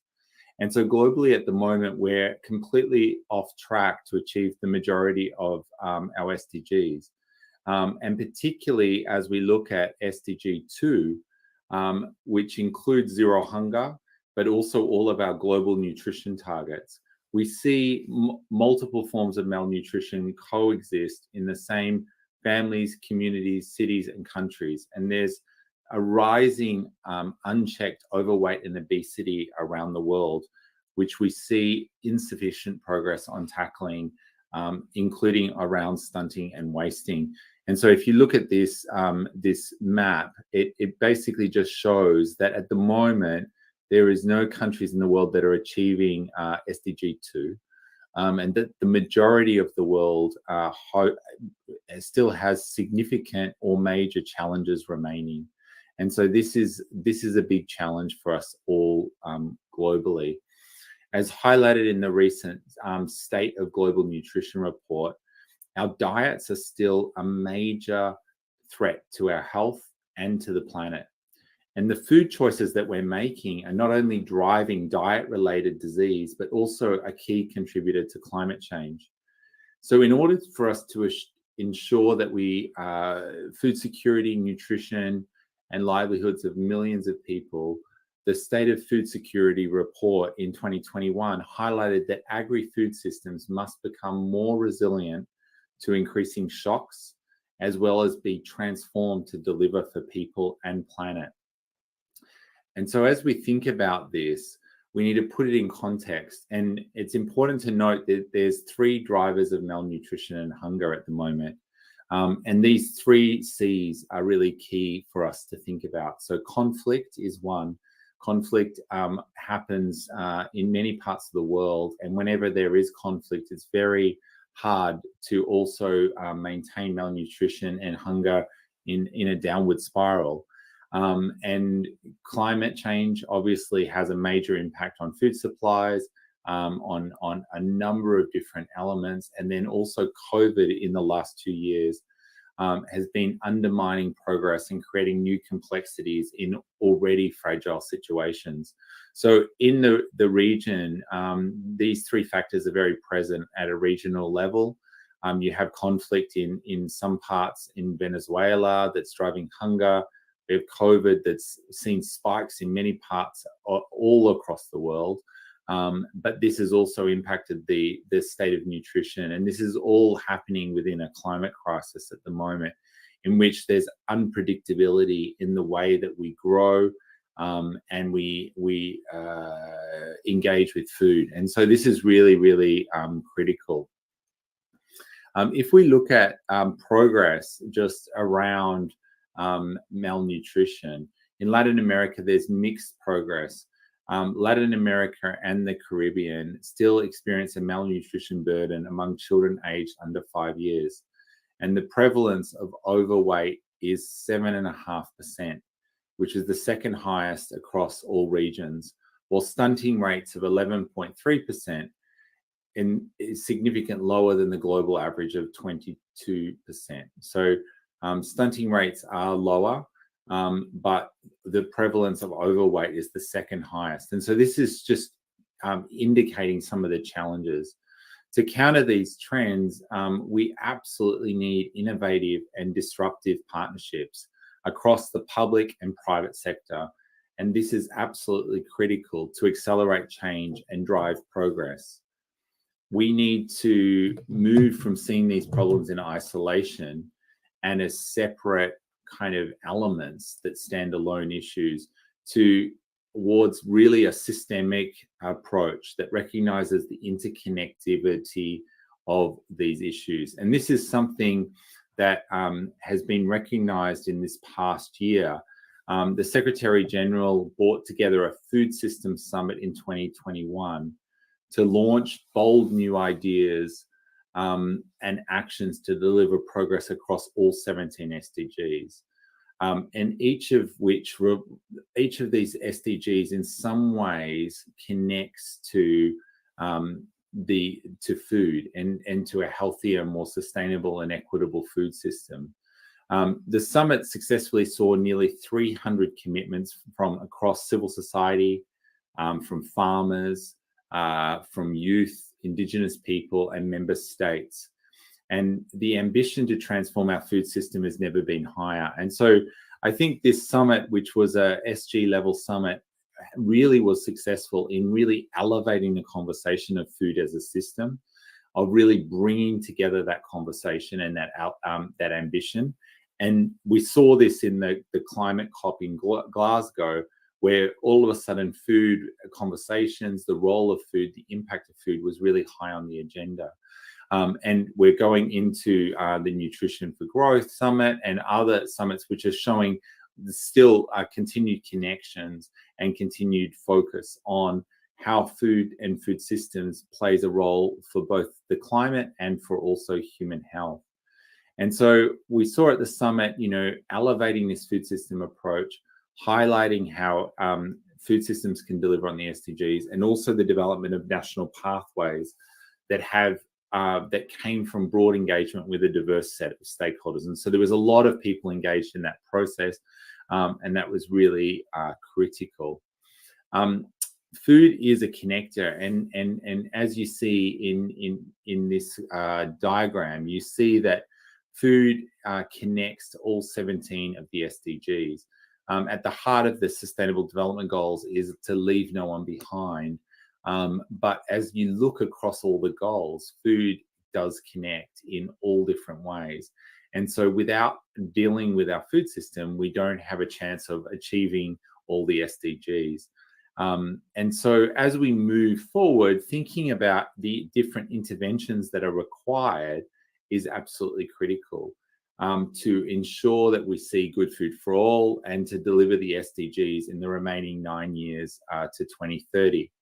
So we're seeing already great progress on a number of fronts. We've seen around, particularly in the public sector interventions, we've seen school feeding, increased government, and seen an increased government commitment in investing in the nutrition of school-aged children at the UN Food Systems Summit, of which Colombia is a signatory. And this has been absolutely critical to really address some of the challenges that came from COVID, but to really look at the role school feeding plays as a key intervention in addressing malnutrition. We've also seen many high-level champions, such as the First Lady of Colombia, stepping up and urging stakeholders to get involved in food systems and its dialogues. The First Lady spoke at the September summit, highlighting the importance of breastfeeding promotion, resilient agriculture, generational leadership in order to achieve the 2030 agenda. And this kind of strong leadership can be seen in the developed Pact for Colombia, the Pact for Equality that is aligned with the SDGs, in the Alliance for Food Security and Nutrition, the Grand Alliance for Nutrition, accepted as a government priority that aims to ensure good food for all and support pregnant women and children to prevent malnutrition. Innovation for Nutrition that drives innovation and to tackle malnutrition is, of course, a shining example. As we also think about public-private partnerships at the local and regional level that have also been put into practice, knowledge and innovation and frameworks for accelerated action.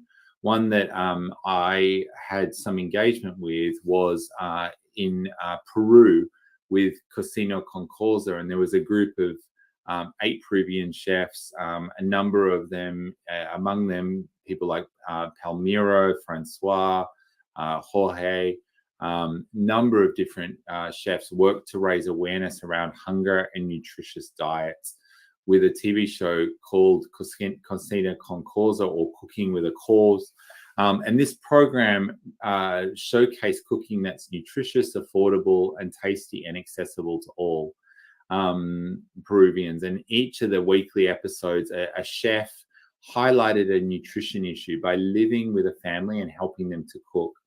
The chefs also visited different regions of Peru to create recipes with local communities that address specific nutritional needs. They used technology. Through using technology, these chefs were able to reach millions with vital nutrition education. And this was a great example of a number of different elements coming together, supported by ministry with this amazing program, kind of connecting and just really demonstrating how to address issues such as anemia and other nutrition issues. And so this was a great example. I want to change tack slightly because, public-private partnerships are a key tool to achieve SDG 2 and also a food system transformation. But there is a few key barriers that can limit the inclusivity and sustainability. And so I just want to go over a few of them. One of them is around language. So the language that we often use to describe the world's food-related issues can become a barrier to action. And this is because it's not unifying enough. It applies, we use language around nutrition, for example, malnutrition, for example, as the overarching term we use to describe both undernutrition, which is stunting, wasting, and micronutrient deficiencies, and nutritional conditions such that are associated with excess, so such as overweight and obesity. And so, however, the framing of malnutrition in these two subcategories has structured the way that we see these forms of malnutrition as separate and unrelated issues and guided the way we treat these conditions in isolation. And what we're not doing good enough a job is balancing the importance of technical terms to really define the specifics in this space and making them really able to be understood by general public, including with terms such as stunting, wasting, overweight, acute hunger, chronic hunger, famine. And so in this whole language field is really critical because while technically it may be accurate, it sometimes prevents people to engage. And I think sometimes also what I find is that this language also provokes emotions. And that's something that's often overlooked when we communicate around food-related challenges. For example, the term hunger can cause a feeling of guilt. And so sometimes if we flip that and turn it around and instead speak of food for all or something, we can build a positive and proactive frame. And so I think the way that we frame some of these challenges we're trying to address in these public-private partnerships and the way we engage with civil society can have an impact on the way that we then can bring people in. Another word which has a negative connotation for some is diet. This is often being perceived as a dictation of what to eat and what not to eat, or a trivialization of a very significant set of deprivations. And so, these kinds of words, which often become part of the dialogue, are really challenging in terms of how we can connect and we can engage with others. And so I think this is something that we really do need to think about. It's something that's really critical for us as we go forward to really think about how do we flip some of these conversations. And this is key. And so, when we came, into some of the work that we've done around SDG 2, we also thought about who are the people that can communicate. And we engaged, just like in the Cocina con Causa, with advocates who are able to speak to food. And so we engage with people like chefs. Chefs are great at connecting the produce to the eater. And chefs are able to then engage and to be able to frame up some of these issues in ways that can then be communicated involving taste and flavor and also seeing them on the plate. And so taking some of the technical and really making it more accessible. helping to demonstrate it and helping to show it. And so I think looking at the tools that we use and how do we engage around them is also absolutely critical. When we were looking at the UN Food Systems Summit, one of the challenges to public-private partnerships that was some of the distrust between communities working in the food system space. We saw a persistent theme in the lead up and during UNFSS, where there was a lot of distrust between certain actors, or a perception of some actors shouldn't be included or having too much influence. And so these kinds of things I think are really critical as we develop these partnerships, is to think about how do we bring people in and what does that look like. Another area that I think is something that we should really look at is the silos that we work in. And so in the past, we've had very siloed working environments, and this has meant that we've missed opportunities to connect the dots between the great work that a civil society organization is doing, for example, on climate change, with the innovation coming out of the private sector space on, say, ag technology. And so I think if we're going to really accelerate change, we have to adopt a systems approach that not only connects the numerous crises and opportunities, but recognizes the roles that each actor can and should play in transforming our food system. And so I think if we are going to continue to see this transformation, we need that breadth. We need people working and thinking in a systems approach across the different silos, and really trying to bring together people, really looking to say, how do we think about disruptive partnerships? How do we bring together people that don't traditionally work together? I was a quote that came out of the Glasgow Food Declaration.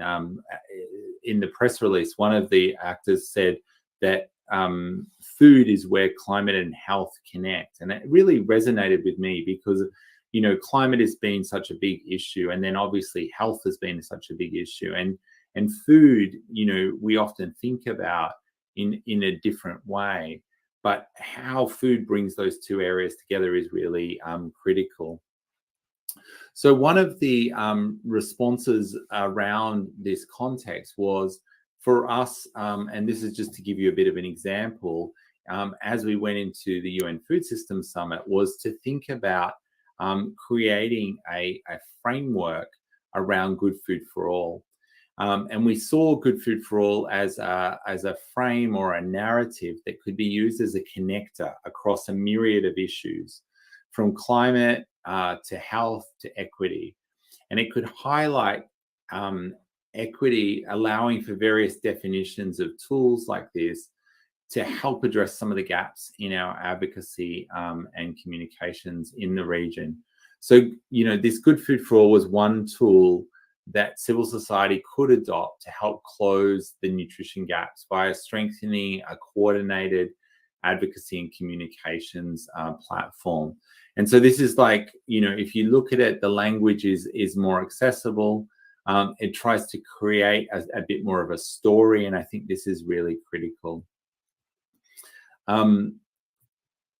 Another means of strengthening the role of civil society is to work with champions. So as I mentioned, connectors like chefs, other groups is youth advocates, farmers, and others to further the internal conversations as well as the external discussions. So inspiring new and healthy ways of eating and connecting dots around that.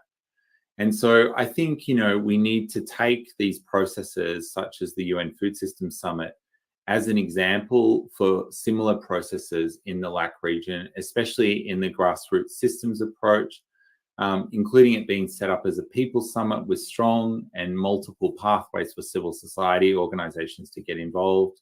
We need to be careful in our use of language and be clear about what we're talking about.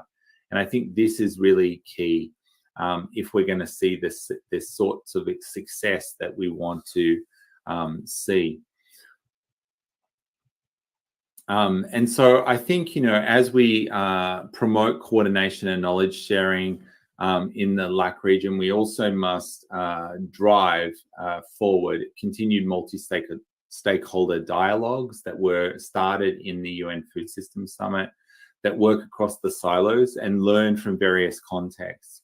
I think it's absolutely essential that stakeholders are at the table from many different walks of life to bring their perspectives as we start to develop these kinds of partnerships and really look for solutions to drive forward.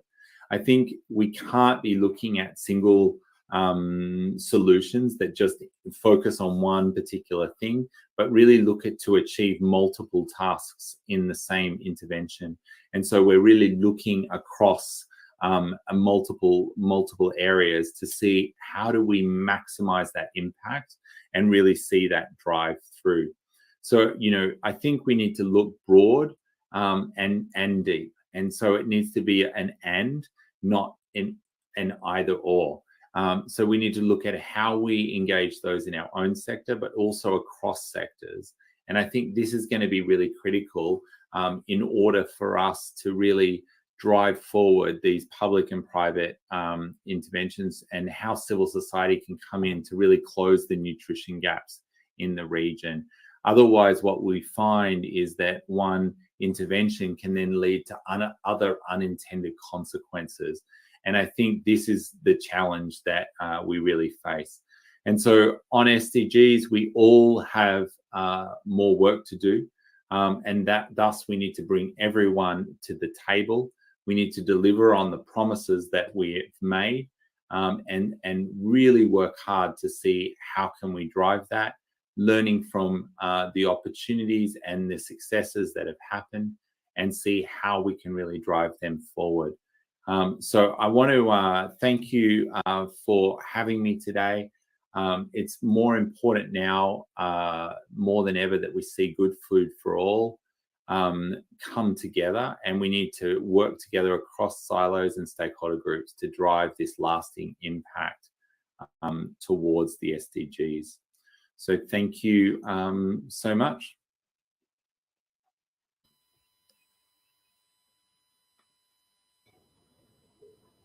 Muchísimas gracias, Paul, por estas. Thank you very much, Paul, for these answers. Very full, and I take some points of the several ones that you presented. A first point is on challenges that we have in the future or facing to be able to achieve the SDG 2, and in particular in the context of the double burden or double challenge of malnutrition and obesity, overweight as well, and series of issues of these drivers of malnutrition, the three C's that you mentioned: conflict, climate, and COVID, which are exacerbating and making new challenges towards the future to be able to achieve the challenge of 2030. And on the other hand, you have told us about progresses in how some of those platforms that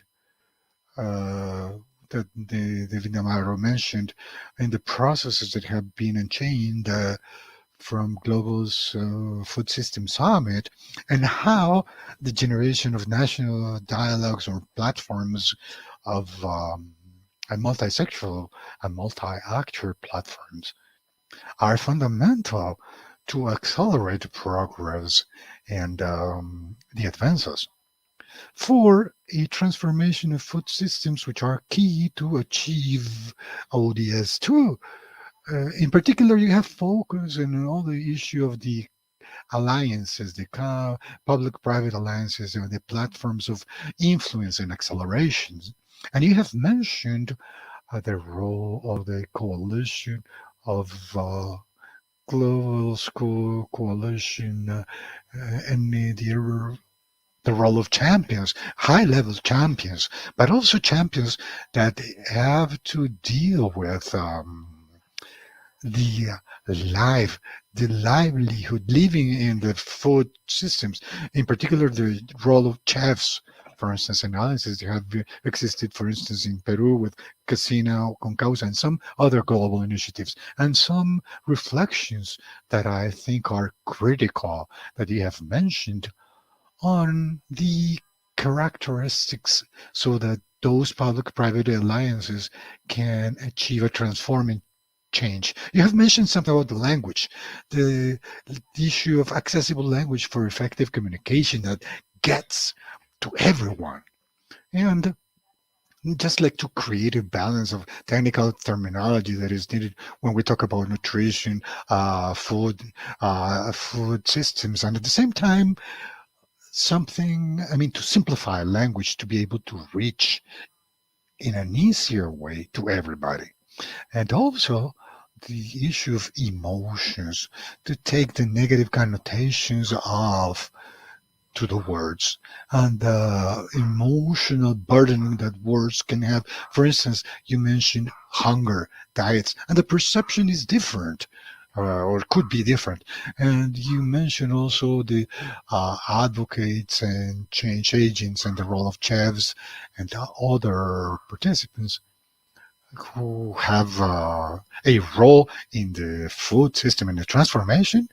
And another issue of reliability or trust amongst the actors that are in these public-private alliances, and a need of overcoming the silos and interconnect the several perceptions and several perspectives that are provided in these public-private alliances to reach to a joined, simple, effective narrative, and also interconnected. So I think also that we have a guiding thread that is following on this issue of approaches that strengthen this interconnectivity and these efforts, multi-actor and multi-sector efforts for the transformation of food systems. Well, thank you very much for these reflections that I think will also lead us with many critical points to the next panel. But before going to the panel, the second panel of the day, we will leave a little space to two other change agents in Colombia who will present their projects that are seeking for that transformation in food and nutrition for those who needed that the most and who look for new and better alternatives to lead the community to be more resilient, guaranteeing a food security. So we will be with each cloud first, who concerned about the waste of food in Colombia and in the world, have made concrete measures to fight hunger in Colombia. This is the first video that we will look at, but also the second one that will accompany. We will have the Indigenous Women Association from Bolivia, and from there. A community of women so that they can favor the quinoa projects, some food that is nutritious, that seeks to guarantee good food to their communities. And also, after these videos of change agents, and to drill down on this, we will have a second panel that will be moderated by our regional advisor of nutrition of the World Food Program, Carla Mejia. So I thank you for having had the opportunity to accompany you up to now. And after the videos, you will have Carla. Thank you very much and have a good day, everyone.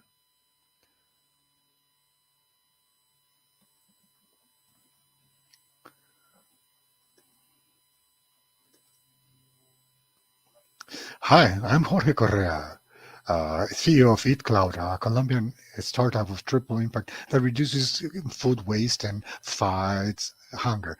20 years ago, we started a history when we founded the first Colombian company that does mobile applications that automates this. We help our clients in the food industry to sell more in their mass channels, to have their food, their places full of food. And precisely together with them, we knew what is on the other side. When a food is not sold or consumed in a certain time or doesn't have the standard to be sold and it has to be thrown to the garbage can, even being apt or for human consumption. We had a short circuit. We could not understand that in the world there is so much waste of food in the world of this magnitude, food that are lost and wasted in the world. With that, we can feed millions of people. In Colombia, we're losing more than 10 million tons of food with which we could satisfy 8 million people of hunger. This is all the population of Bogota. We decided to take action and created a Eat Cloud, a digital platform that helps the food industry to manage their surpluses. And we help take advantage of that to generate economic, social, and environmental impact. This means that we give a second chance to the food that is not sold, and we take it to those who need the most through our food banks and vulnerable population. We validate our model hand in hand with the Association of Banks, Food Banks in Colombia and Grupo Éxito. And once we had clear our operating model, our minimum viable product, we went to the market and precisely it starts the pandemic. So we launched Eat Cloud with much more force. Now, in short time, we were able to be present in 230 cities or municipalities in Colombia, connecting points of sales, plants, and distribution centers, retails, food restaurants, with more than 2,000 foundations with our food banks act as a bridge between these food surplus and those who need the most. We have rescued more than 16.5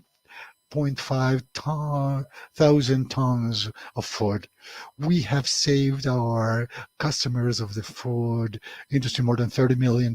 We have mitigated the solution of more than 500 tons of CO2. We want to thank all of those who have added to our project, to this big dream, starting by the Association of Food Banks of Colombia and the Food Banks, Fundación Éxito, FENALCO, and the Presidency of the Republic, FAO, World Food Program, all of those who have supported us and that will play a significant role in the development of our company. Thank you.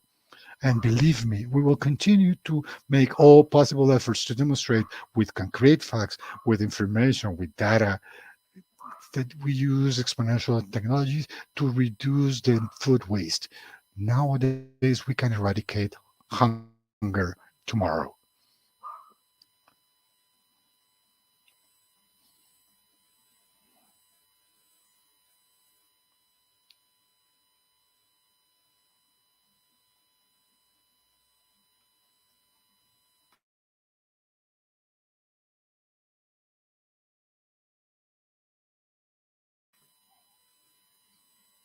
I come from a very humble family. I have two sisters. They were planting quinoa. Sometimes it was not produced, and we just cut the trees and we made wood, firewood for that.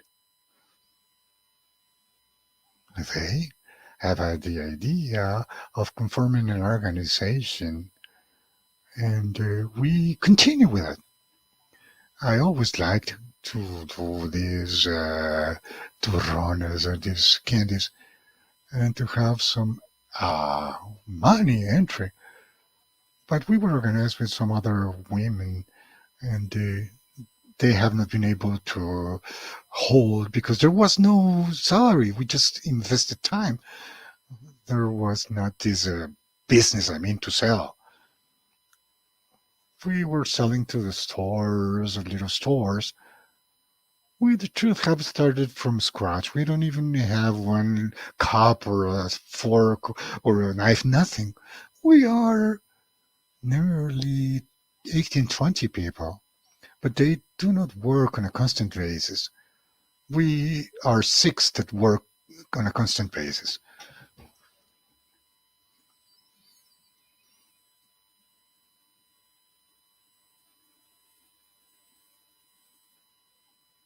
We would like to sell everywhere and to reach them with our products. We thought it was going to be a little easier. with the other workers that we work here are just women. We are mostly young people. We have more energy and we also have more time. If you have a husband, you cannot do that, you see.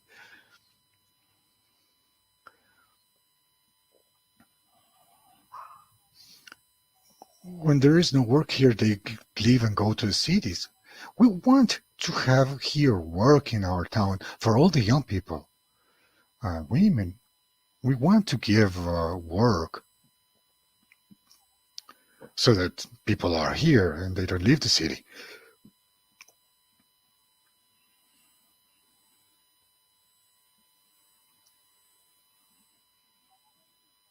The truth, it is very important because you will be able to eat something.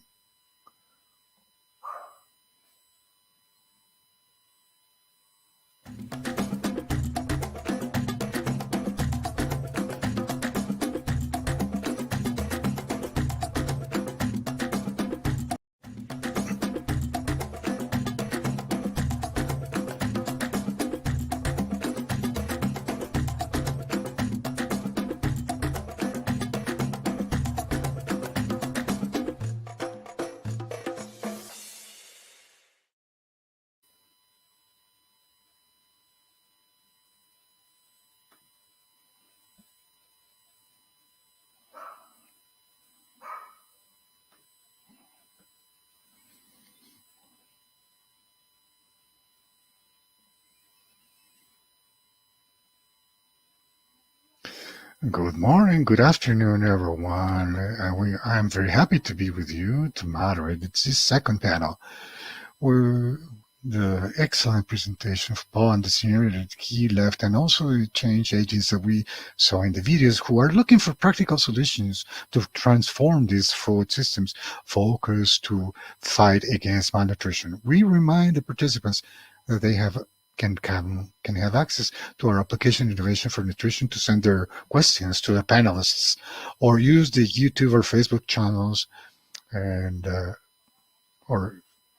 we remind you that the methodology of the panels will be through questions, guiding questions that will launch a conversation by our guests, and they will be supplemented with questions from the public that will be made by our audience, live audience, through the channels I have mentioned that they are enabled for them.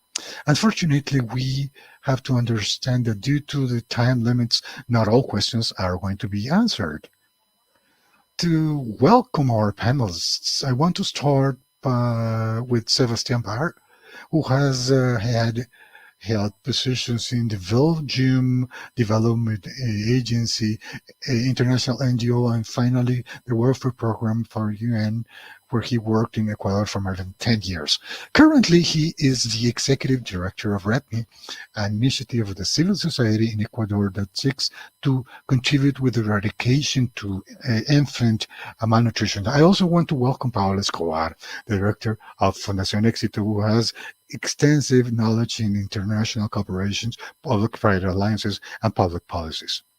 She has been interested in developing the capacity to manage resources for sustainability in programs and social projects that have focused mainly in the first childhood. Paula has been advisor of international cooperation of food security programs of the Office of the Governor of Antioquia, and a consultant in those issues. We also have with us Jose Renan de Leon, who has developed his professional experience in the public sector, public health sector in Panama. He has experience in food and nutritional safety programs and monitoring and evaluation systems to fight against malnutrition.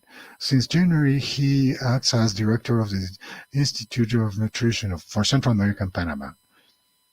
And to finish, we will have the participation of Liliana Polivio Villamil, who is General Under Director of the ICBF, Colombian Institute of Family Welfare. She has more than 25 years of experience in positions in the Presidency of the Republic with the UN program, the the Ministry of Foreign Affairs, Extreme Poverty, and the Integral Secretary of Social Integration. ICBF currently has the Technical Secretary of CISAN, which is Intersectorial Commission of Food Safety and Nutrition. To start the discussion, I would like to ask Liliana and Jose Renan which interventions they see from the public sector that have to be prioritized to assure impacts, long-term impacts of this transformation of food systems, especially looking, with respect to this summit of food systems and taking into account the crisis that we're still facing with respect to COVID-19. I start with you, Liliana. The floor is yours. Carla, thank you very much. Greetings to all the panelists, Sebastian, Paula, Jose, and of course all the people who are listening to us, and thanks to WFP.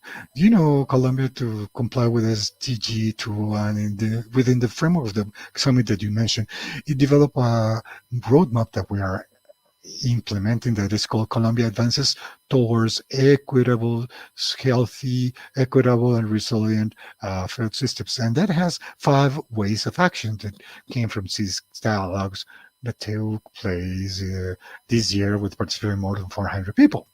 Those 5 ways of action I will summarize. First, guarantee access to nutritious and safe food to everybody. The plan is to guarantee access there. It's an initiative of 2019 of the national government that pretends to decrease the deaths of children lower than 5 years of age, and that has participation of the Ministry of Health. This intersectoral work has allowed us to follow on monitoring to each case of young children. Here is a very important achievement to highlight, which is the reduction of mortality due to malnutrition.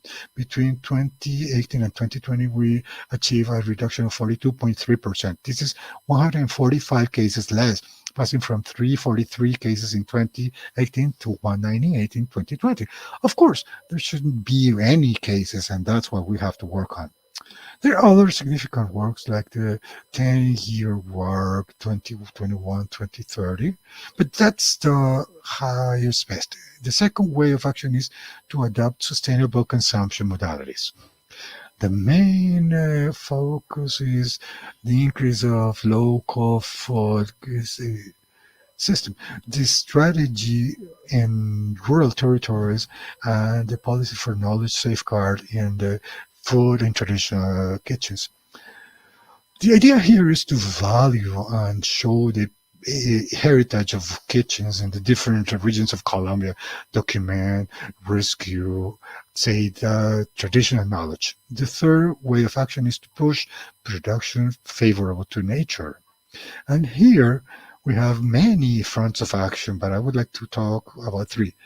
The circular economy national strategy that tries to implement new business models that have 3 models: reduction, recycling, and reuse.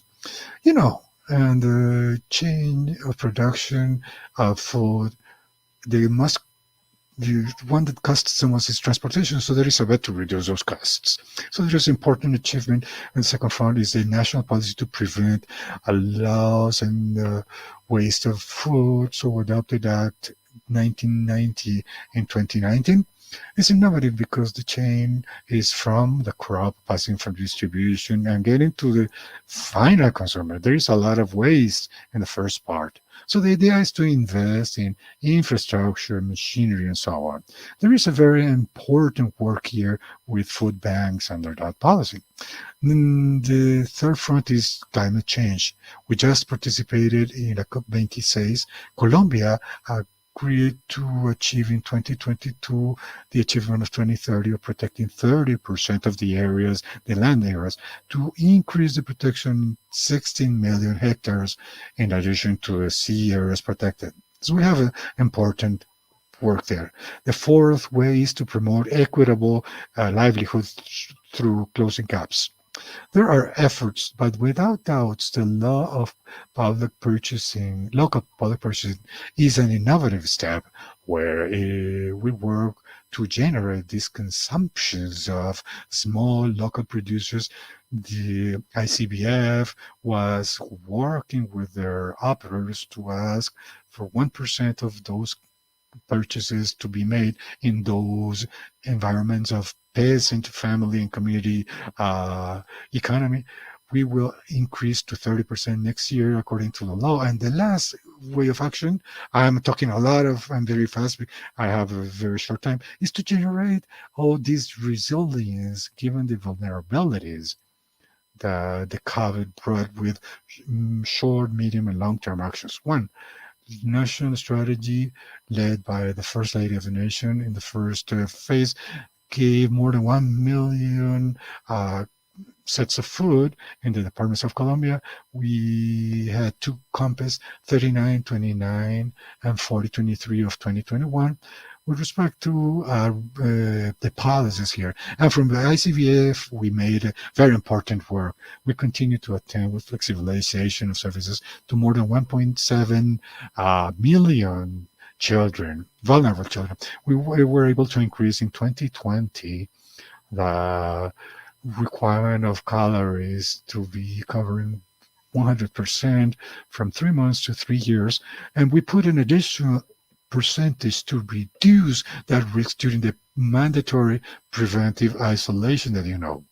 We have given more than 28 million nutritional food sets in the last year, and October 30, 152 tons of bienestarina that you know that it has a nutritional food that we give liquid and in powder.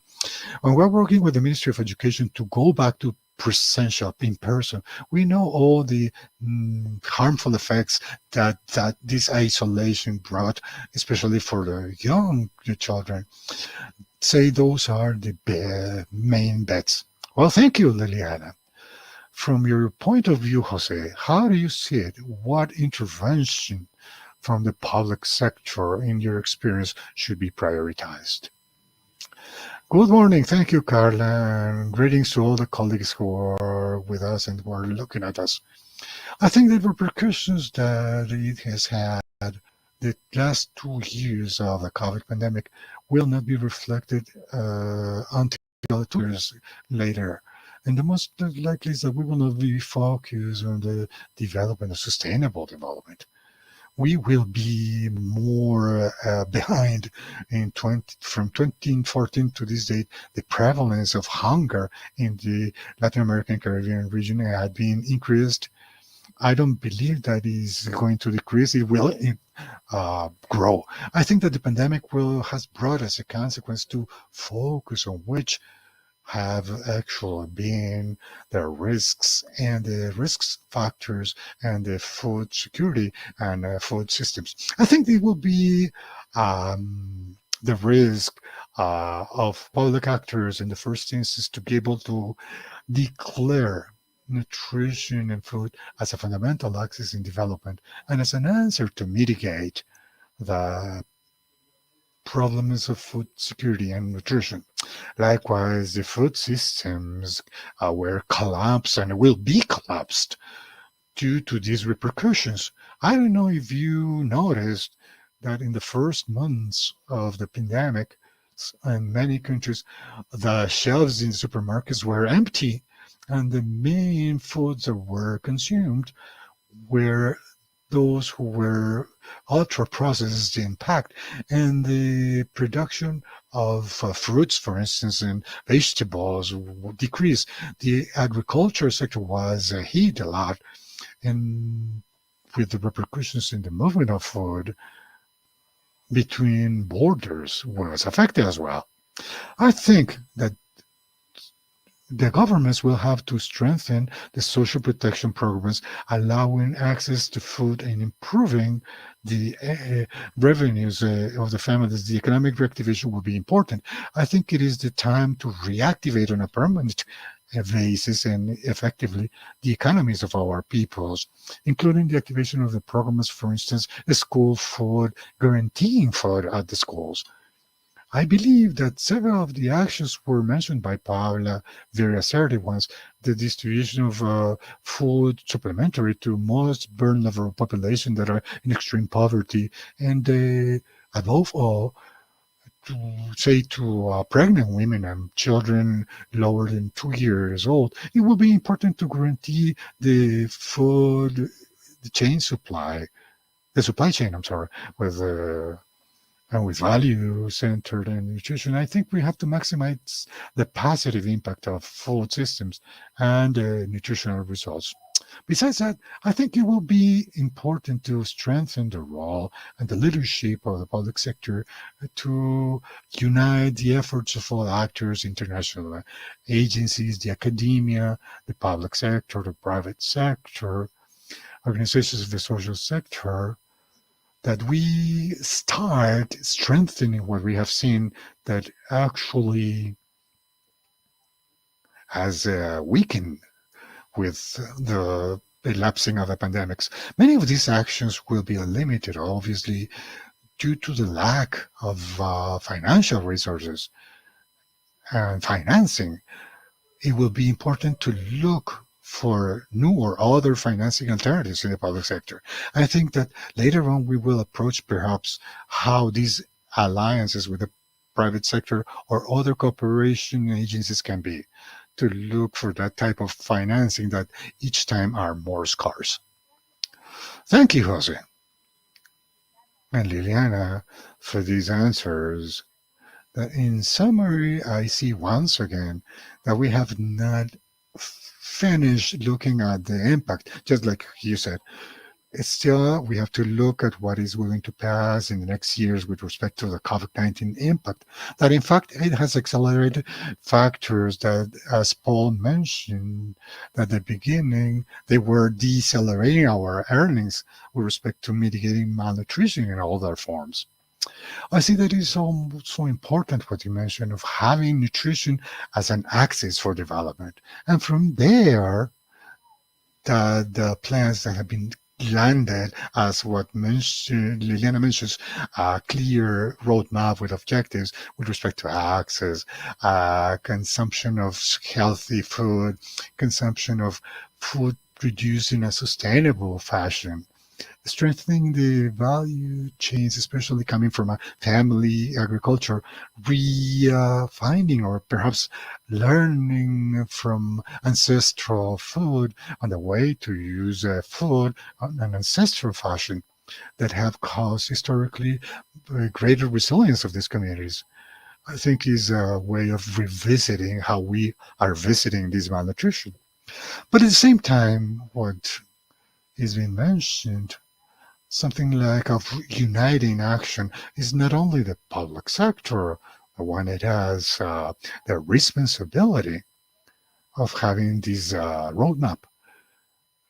Also, there are multiple actors, social protection, ministries of health, but also others, the civil society, multilateral agencies, and at the same time to have leadership that translates into financing. Because otherwise, this is just words and events and not a clear action to have results facing the 2030. Thank you once again for this very interesting and critical perspective. Now, thinking a little more in alliances that we were talking about strengthening and uniting this action, I would like to ask Paula, what success cases have you seen of public-private associations that can be highlighted on your vision in your region and that will have a potential to be replicated? And how do you see the determinants, of success of these associations or alliances? Well, very good morning, everyone. Carla, Sebastian, Jose, and Liliana, and the people who are accompanying us at this point in time. I want to tell us some about Fundación Éxito, which is the social arm of Grupo Éxito. Grupo Éxito is a retail company in Colombia and has always been very committed to child nutrition. We generate a large objective in Colombia, which is looking for no child in our country has malnutrition up to 2030. So taking into account this objective that we try to accompany the improvement of our country indicator is that we work jointly with the governments. We work hand in hand of institutions such as CBF, but also offices of the mayors, of governors and ministries to accompany the government and the country to be able to develop or achieve that goal. I think that our joint work can be a success case with ICBF. For instance, we work to supplement the nutritional packages that are given to the children that are 2 years old or lower, and to the pregnant mothers in Colombia. That we focus mainly on those children that have chronic malnutrition or that there are children to be born with low weight. I think that it is also important to highlight another success case, which was breastfeeding and the program, which is 2021 to 2030. We made it within the framework of the Great Alliance for Nutrition, which motivates this event, as a matter of fact.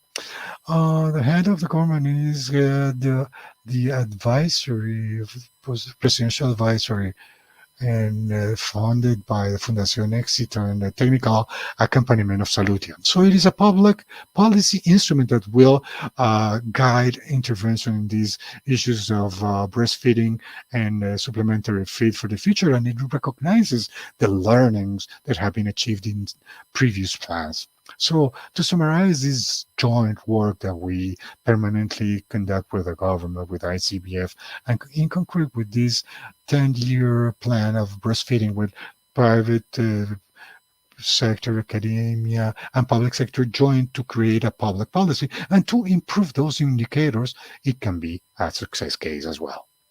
Thank you, Carla. Very interesting what you mentioned.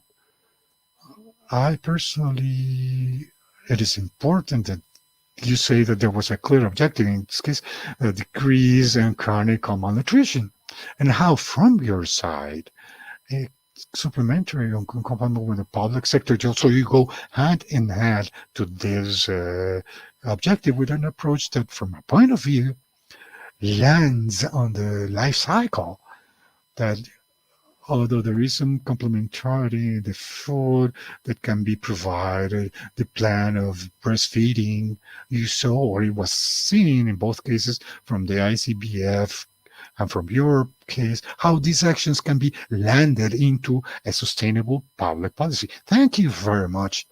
And now I would like to give the floor to Sebastián. Our same question is a little more difficult, a question that approaches the barriers, the challenges that we see sometimes to achieve that these associations be inclusive and that it is approached in a sustainable fashion, some change of these results that can be seen, both with respect to disruption or favorable change of food systems, but focus to mitigate or fight malnutrition.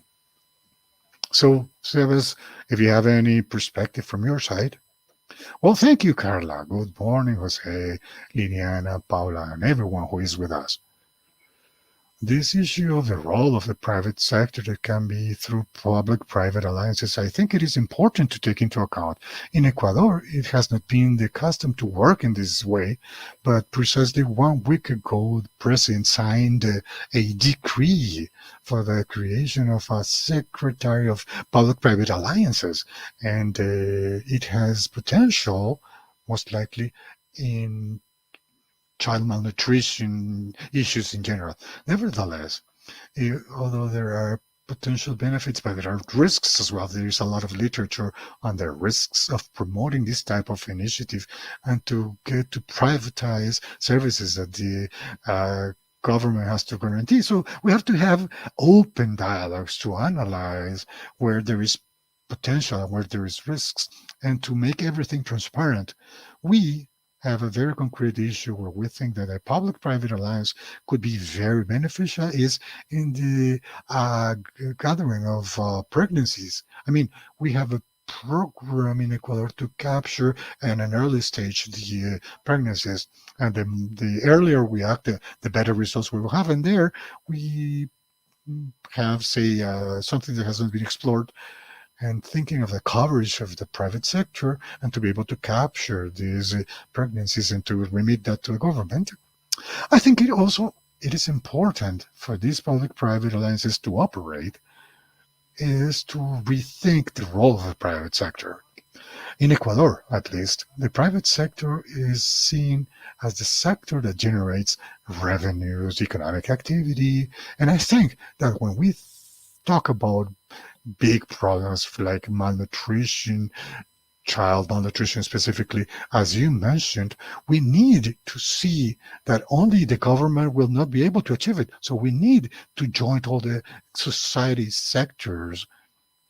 Nevertheless, the private sector, we feel sometimes that they have not analyzed their own role beyond that generation of revenue, as some social responsibility with very independent projects, sometimes focus more on the image that the company may get.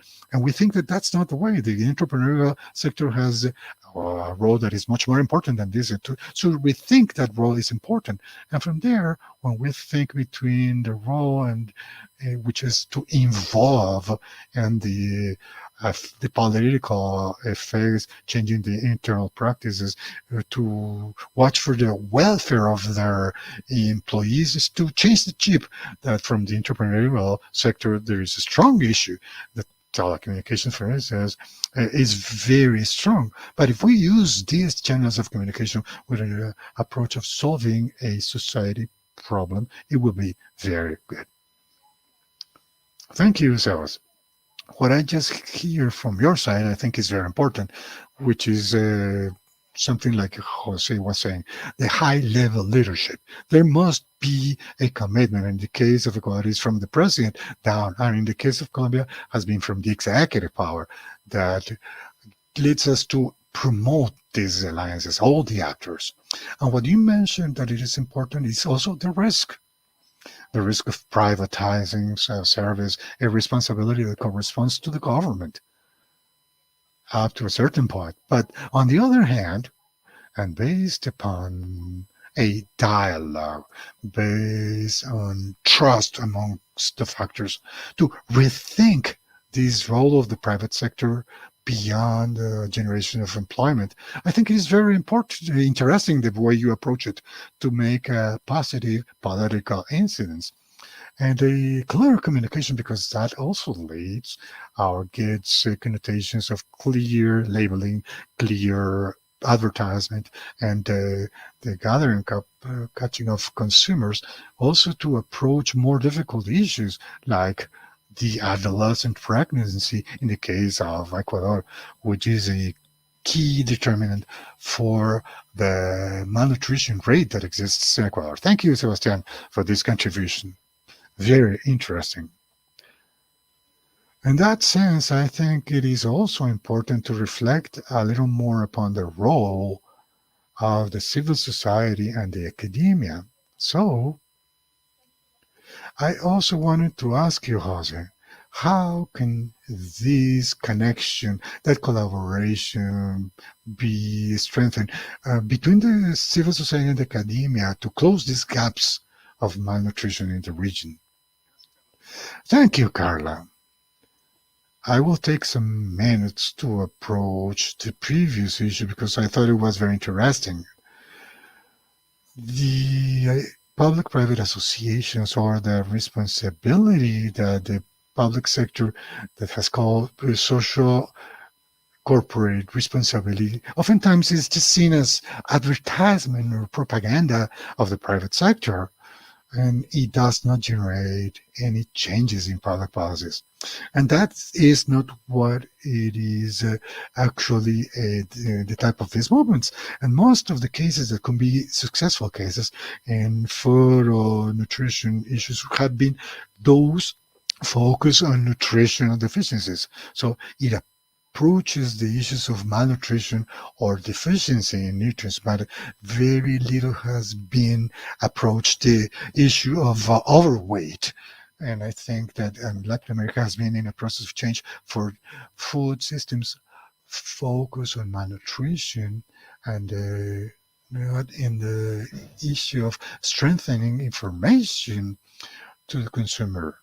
That in this case, the private sector has been the main obstacle, the main barrier for these policies pro a better nutrition or for decreasing the effects in this actually have been truly complicated and it has been a great barrier. Now, with respect to how we strengthen, we have mentioned it, the academia sector, the research sectors, the civil society by itself or the public sector by itself will not be able to make true changes and substantive changes. I believe that each one plays an important role. Number one, I think that the main one will be the leadership, and that leadership not necessarily has to come from the public sector. It can also, and I would prefer it come from the civil society, which has to be empowered of the problems in this case, and the problems of malnutrition in this case. But that empowerment has to be based on evidence, on information that the academia, the research sectors play a significant role. But the decisions at the end of the day are political decisions. So also the public sector has to get involved and to permeate to the internal things that exist in each of our countries. I think that through the strengthening of the civil society, I believe it will be very important that they are the ones who have that leadership voice to promote the success in each of the actions that are realized or performed. And through that, but I will insist once again, I think the issue will be how can we strengthen the civil society's leadership. To me, that's the key environment. And behind that, we will have the generation of information, evidence, information based on evidence, but we cannot live behind or aside the public sector or the political sector. I'm talking about the political sector, which is the one that generate public policies. At the end of the day, they will have greater strength and will generate the changes in each of the countries. If we do not have that joint, that conjunction of at least these three elements, I think we will not have the success that we are desiring. Thank you, Jose.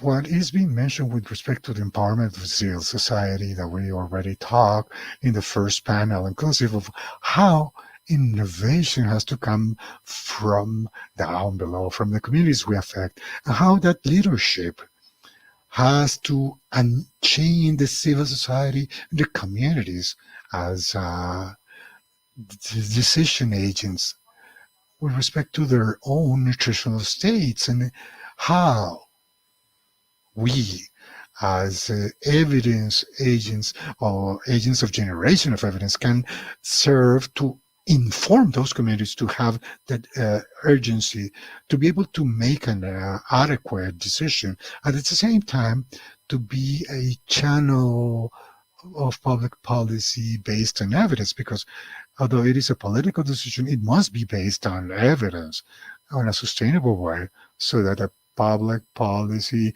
having long-term results is made, because nutrition results are long-term results. Excellent.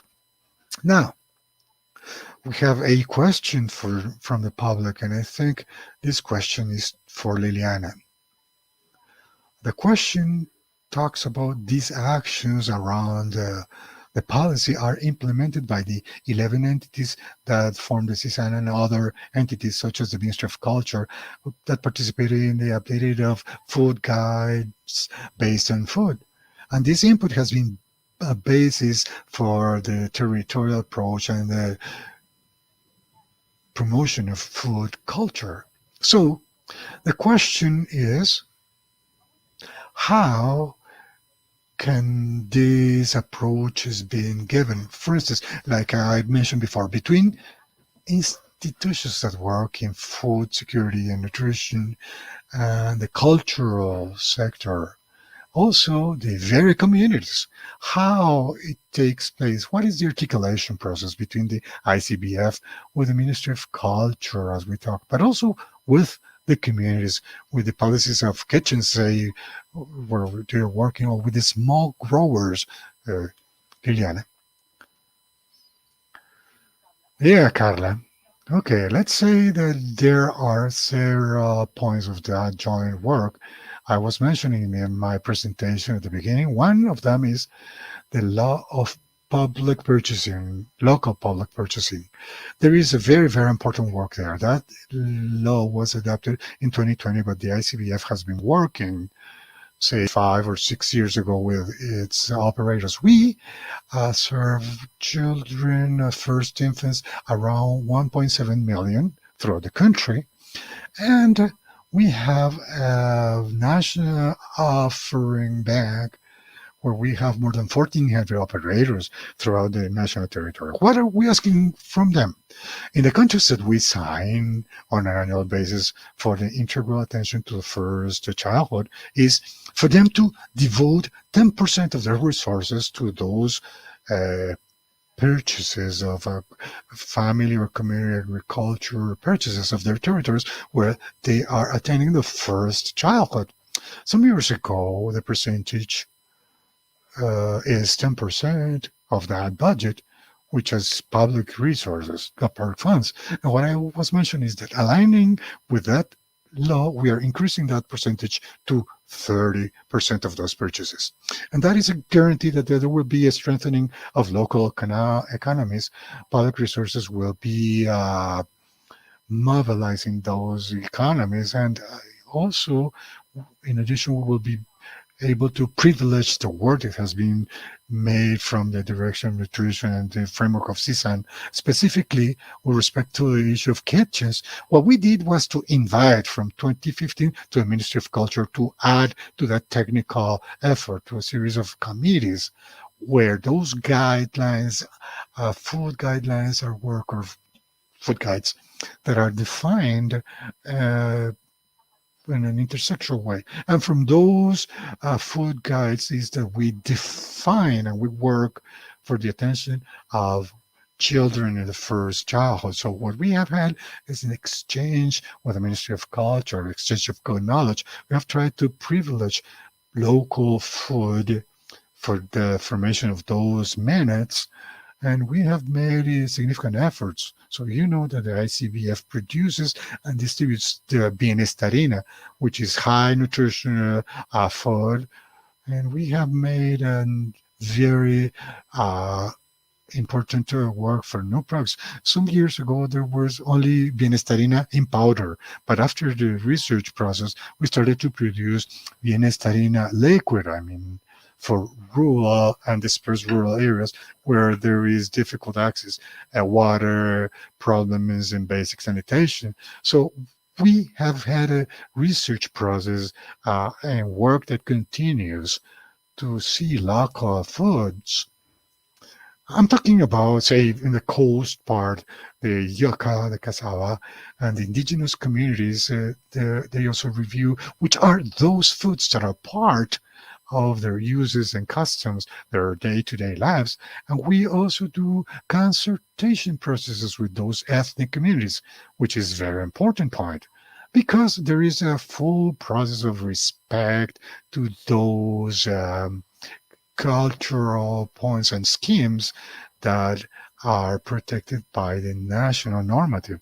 So there is work in those ways of action, and of course, hand in hand of the entities that work in that CISAN. Thank you, Liliana, for that very comprehensive answer.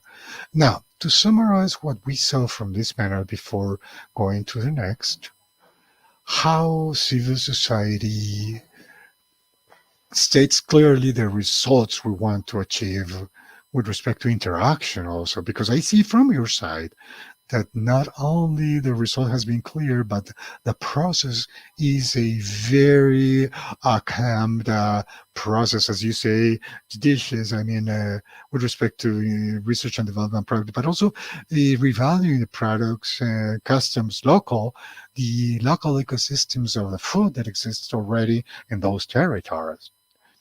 And with respect to local purchasing, strengthening the very local economies so that there is feedback focus not only to the small farmers, to the part of resilience of these farmers, but also specifically targeting malnutrition, chronic malnutrition. So I think it is very interesting, that approach.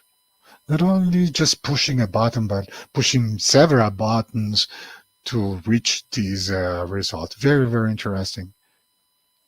With this, I want to thank you all, the panelists, for this very enriching discussion. I expect that for the audience, it had been as well as it was for me.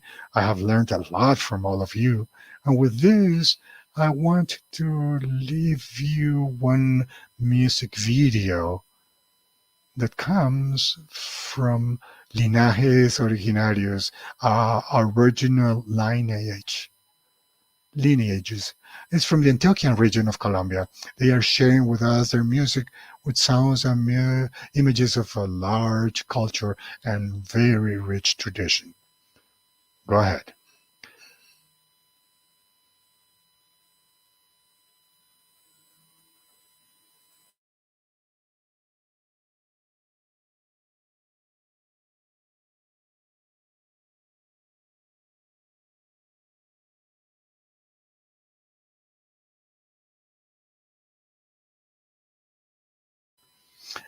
Hey, people, we are Brian. We are Linaje Original, representing our tradition through music from the Tascón Marcelino Reservation in Valparaíso, Antioquia. Today, in this event, Innovation for Nutrition, we want to send you a very special greeting to all Embera communities who are connecting from the territories and in Colombia and Latin America as well. Okay.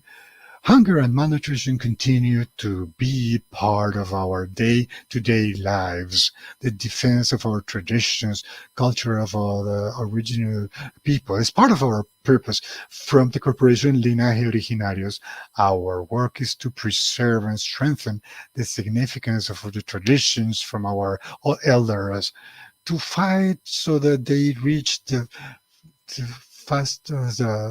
places far away with indigenous tradition. We look for the respect of ancestral culture and exchange of indigenous wisdom. And we inspire in our roots and the ancestors and the environment, the peace, the community to convey our messages. So together we are stronger. United, we're stronger. We invite you to work together to preserve our culture and the wisdom of our people, of our elder, so that the culture of the originary people is not lost. Okay? And in this celebration, brothers, of culture and territories, we want to share with everyone, all of you, our song, Don and Sing, which is a homage to our mother, the land, the earth. We want to convey today our fight, invitation to the defense of the Mother Earth, Linaje Originarios.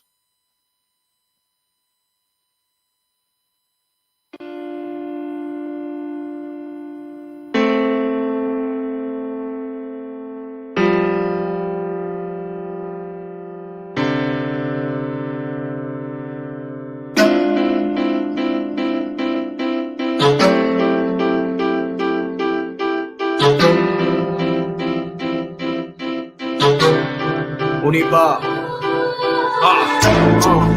Matudrana, dando un voz de aliento a nuestra madre tierra, Marabaita, a nuestra madre tierra, veíamos del Cunicia bajar a su taute, con ansi, fuerza espiritual, Maramba.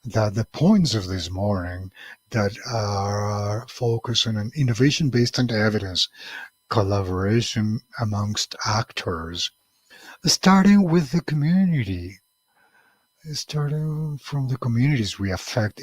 It is key for coordinated action to be accepted by everyone. Also, it is also important to highlight the importance of focus investment to bring experts, talent that may have these solutions a little out of the box.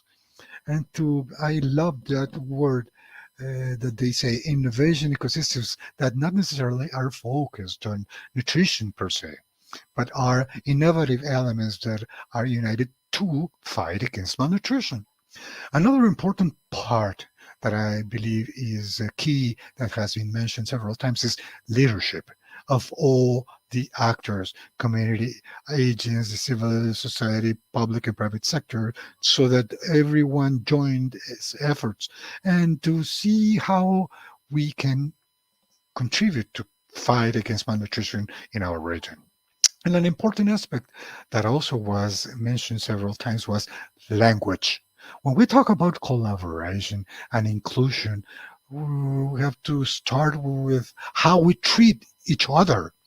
The language has to be based on trust, how we treat the other actor, an inclusive and simplified language without technical jargon or the guidelines or negative connotations of how our food should be or should be seen. And one thing that Paul mentioned, just to conclude, he mentions that food is where you join climate and health. And he mentioned that food is everything. That he said in his presentation. It has to be good food for everyone. So a little bit of just taking the threads out from our own sector and collaborating on how we see from this concept of good food. What does good food concept means for all? To facilitate this communication and this innovation that I expect will help us accelerate these results that we want in our society, especially in children from Latin America. And with that, I want to conclude thanking everyone and telling you to go and research what for nutrition means. Go to our website, write to us. The network is the country office of WFP in Colombia. The first lady in Colombia is the leader. This would have not been possible without her participation. And this is for you to unite to our innovation effect. Thank you very much, and good afternoon or good morning.